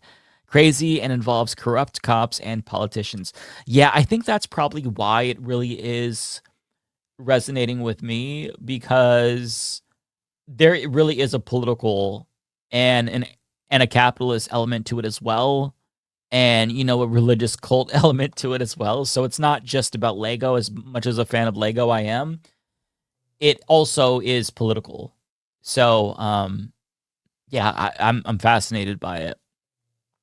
Kowalski, thank you for the 10, Kowalski. The sitcoms I always think of are Roseanne. OG was good. I used to watch that as a kid. Fresh Prince, I used to watch that too. And of course, the theme blasting of At 100 Decibels, George Lopez. Will and Grace was the last sitcom I watched with my mom. I liked it. You know, I never really watched Will and Grace. I remember not liking it.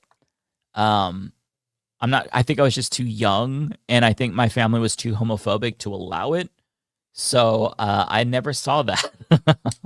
But now I wouldn't want to watch it, even though it's, you know, very queer, because Deborah Messing is a Zionist piece of shit.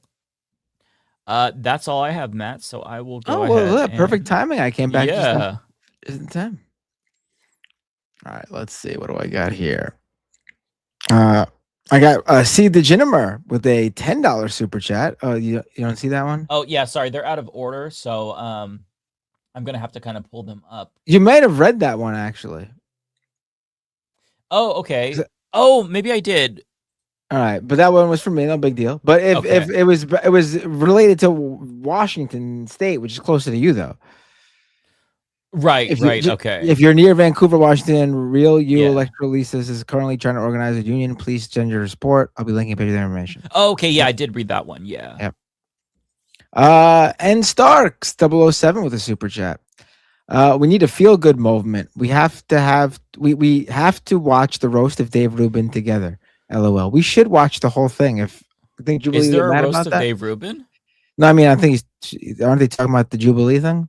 Oh yeah, I mean we're all kind of doing that as a community. Everybody like has put out different videos about it. I put out 2. Tomorrow I have my second one drop. So yeah. John Deere 3480. I'm looking forward to watching that one. John Deere 3486 with a super chat. Sorry if I missed it. Can I get an Olay take on the Broadview 6 and the stunning prosecutorial misconduct if done already? Well, that would have been unfortunately, yeah.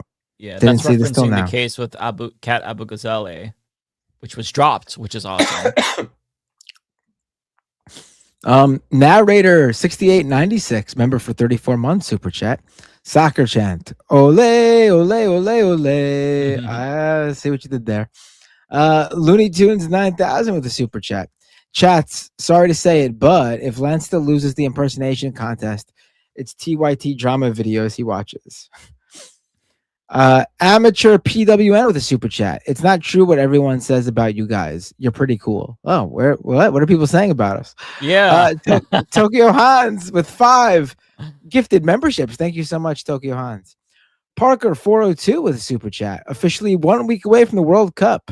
This time next week, we'll have one game in the books. Shout out to all the soccer fans. Hype for this tournament. I'm excited. My son is very excited. I'm excited. Syphilo God with a super chat. New York 13. Vote Daria Lisa. Olay, please interview her. Yeah, she's great. Kelsey, what is it? Kelsey Soloway 5468. I'm a mod on the old subreddit. I invited the mods from the new subreddit to mod the old subreddit, so you should have access. Sorry for the wait. And if you're ever trying to reach out. Oh.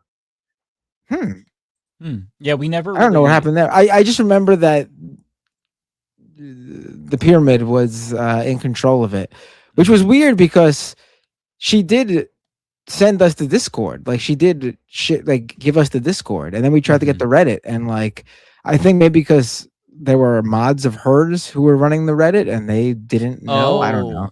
Yeah. Who knows? Carrie Shaw 4500 with a $20 super chat.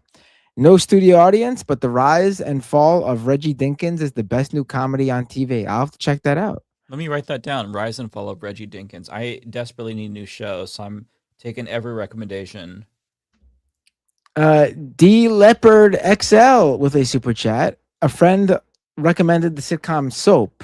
A friend recommended the sitcom Soap, which every episode exposing the secrets of two families and one of the TV's first openly gay actors. It's on Tubi. See the Shinamur for anyone who wants to look into it. It Can Happen Here podcast did a segment on it. It was triggering for my coworkers to hear. Kowalski. Oh, right. Kowalski with a $10 super chat. Matt, it is Pride Month. It's time for you to get out of the closet, also known as your studio, and stream from the roof and broadcast for the entire neighborhood to hear. Be proud, not legal advice. That's very funny. I'm sorry, I haven't been talking much today because all of a sudden I'm struggling with like a dry cough. Allergy related. It feels like I don't know. It's been every time I talk, I feel like a tingle in my throat and I start coughing. John Deere 3486 with a super chat. LPT men, to make your gray look its best, check out any purple shampoo / conditioner. They subtly color correct your hair to look its best. Shit, not you again with a super chat. Sorry, Binder. San Antonian here. Gotta go with me Spurs, homie. It's okay though. You guys still have the Jets and Giants to root for. How you gonna be all cocky saying that when the Knicks beat you in game 1? You can't be like, oh, at least you losers in New York have your Jets and Giants, the worst two football teams. We have the best basketball team. What are you talking about? I'm not even a big basketball guy. I would rank in terms of my interest in sports. It's obviously soccer, then baseball, and then hockey, and then basketball. But then American football is way below that even. But I will say that game yesterday was very good. I enjoyed that game. I was watching it because it was on free TV. Too many. Oh my God. Too many sports are paywalled nowadays. And like, it's ridiculous. Like I know you have to watch, have like different providers just to watch a full season of like football. Like you have to have all different subscriptions. It's kind of crazy. to watch MLS, you need Apple TV. To watch Premier League, you need Peacock. To watch Major League Baseball is probably the craziest. To watch Major League Baseball, you need an MLB TV subscription, but that only covers every game outside of your local games, which means if you are a fan in New York City who wants to watch the Mets or the Yankees, the MLB TV subscription won't get you any single game the Mets and Yankees playing. If you want to watch the Mets, you need SNY. And even then, not all the Mets games are on SNY. Some of them are on, Pix 11 sometimes. Sometimes they're on Apple TV Friday Night Baseball. And then obviously, if you want Yankees, the Yankees have their own thing. And that's how it is across baseball. Like there's no one, at least with MLS, you buy that subscription and you get all the games. Not the same for baseball. There's not a single way one subscription gets you every game you want to see. What a scam. It's crazy. I do appreciate the NBA being like, you know what, for the final 7 games, ABC, you just air them all for free at 8:30 p.m. Eastern time. Yeah, you shouldn't have to buy like multiple subscriptions just to watch a fucking season of a sport. That's insane. Right. Oh my god, both my headphones, both my left and right ear headphones just died at the same time. So now I gotta just go with the flow. But there's only a few more. Here we go. D Leopard with the super chat. Portuguese avos for a cough. A shot of anise liquor. Well, I don't drink. Emily Schmid 7749 with a $10 super chat. My Canadian boys jumped early on the 1 day per month that I have enough credit to show my appreciation. Sigh. Soft. Love you, Binder. Thanks for the support that you give the trans community. Oh, no problem. I appreciate it. Your Canadian boys as in Lance and David. Oh, okay. I know. I was thinking she had like Canadian children at first. Right. Yes. And of course, she wouldn't be Canadian herself, though, for some reason. So she would refer to them as my Canadian boys. I know. My brain went there too. I don't know why. I think it's just late and my brain isn't processing things properly. I think that Ariana got some, so I'll go ahead and read those. I also got a couple more. Oh, well, there's one really quick over on Twitch at twitch.tv/MattBinder. Thank you to Poonages and the Surfs for the raids. And thank you to the Django Fett, resubscribe with Prime, subscriber for 13 months. Thank you so much. Alrighty, so I'll read mine and then I'll read Ariana's. So, Fly Chomper Fly. Yes, Lego is corporations and elites versus the people. Yeah, exactly. That's why I think that the Reckless Ben video really captivated audiences, because it just like shows the corruption and greed of capitalism and just the festering of like this fucking like toxic relationship between like churches and police departments and business leaders. And yeah, it's fascinating. Also, Mike, please look for my emails. I keep trying. Okay, yeah, I'll try to remember to take a look at your email when we get off or tomorrow. I have not been keeping up with my emails, so it's nothing personal. So I apologize for that. I also got one from Emily who says, Mike, love you for your support for the trans community. Well, thank you so much. I appreciate you saying that. Did you know that the Lego stores are running AFOL nights? I saw it advertised in Toronto. I did not know that. The closest Lego store to me is kind of far away, so I don't really go to Lego stores very frequently.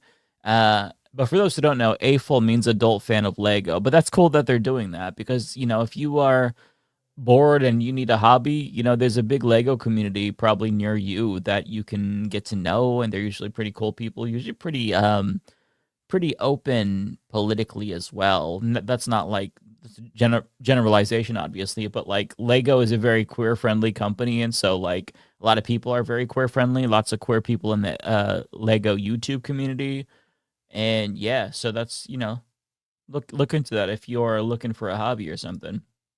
Okay, let me go through because I know Ariana got some. So Ariana's super chats. So this one's from Old Grease, who says, All this over Lego? Y'all don't know the brick. Miggy says an American had to feel the country. Miggy also says, so this is a double. Okay, thank you. Looney Tunes says Ariana Binder 2028. I've been taken off the top of the ticket. Binder should move up, right? You got to get a promotion. You're just still stuck as the running mate. Old Grease says, I'm going to keep super chatting. This is why context matters with no edited context until TLM gets the meta joke. All right. I didn't realize I was on mute. My bad. But I just want to be clear with the comment that said Ariana Binder 2028, right? 2028. And then Mike said we should swap places on the ticket. What Mike is basically saying is that America is still not ready for a woman president. Okay.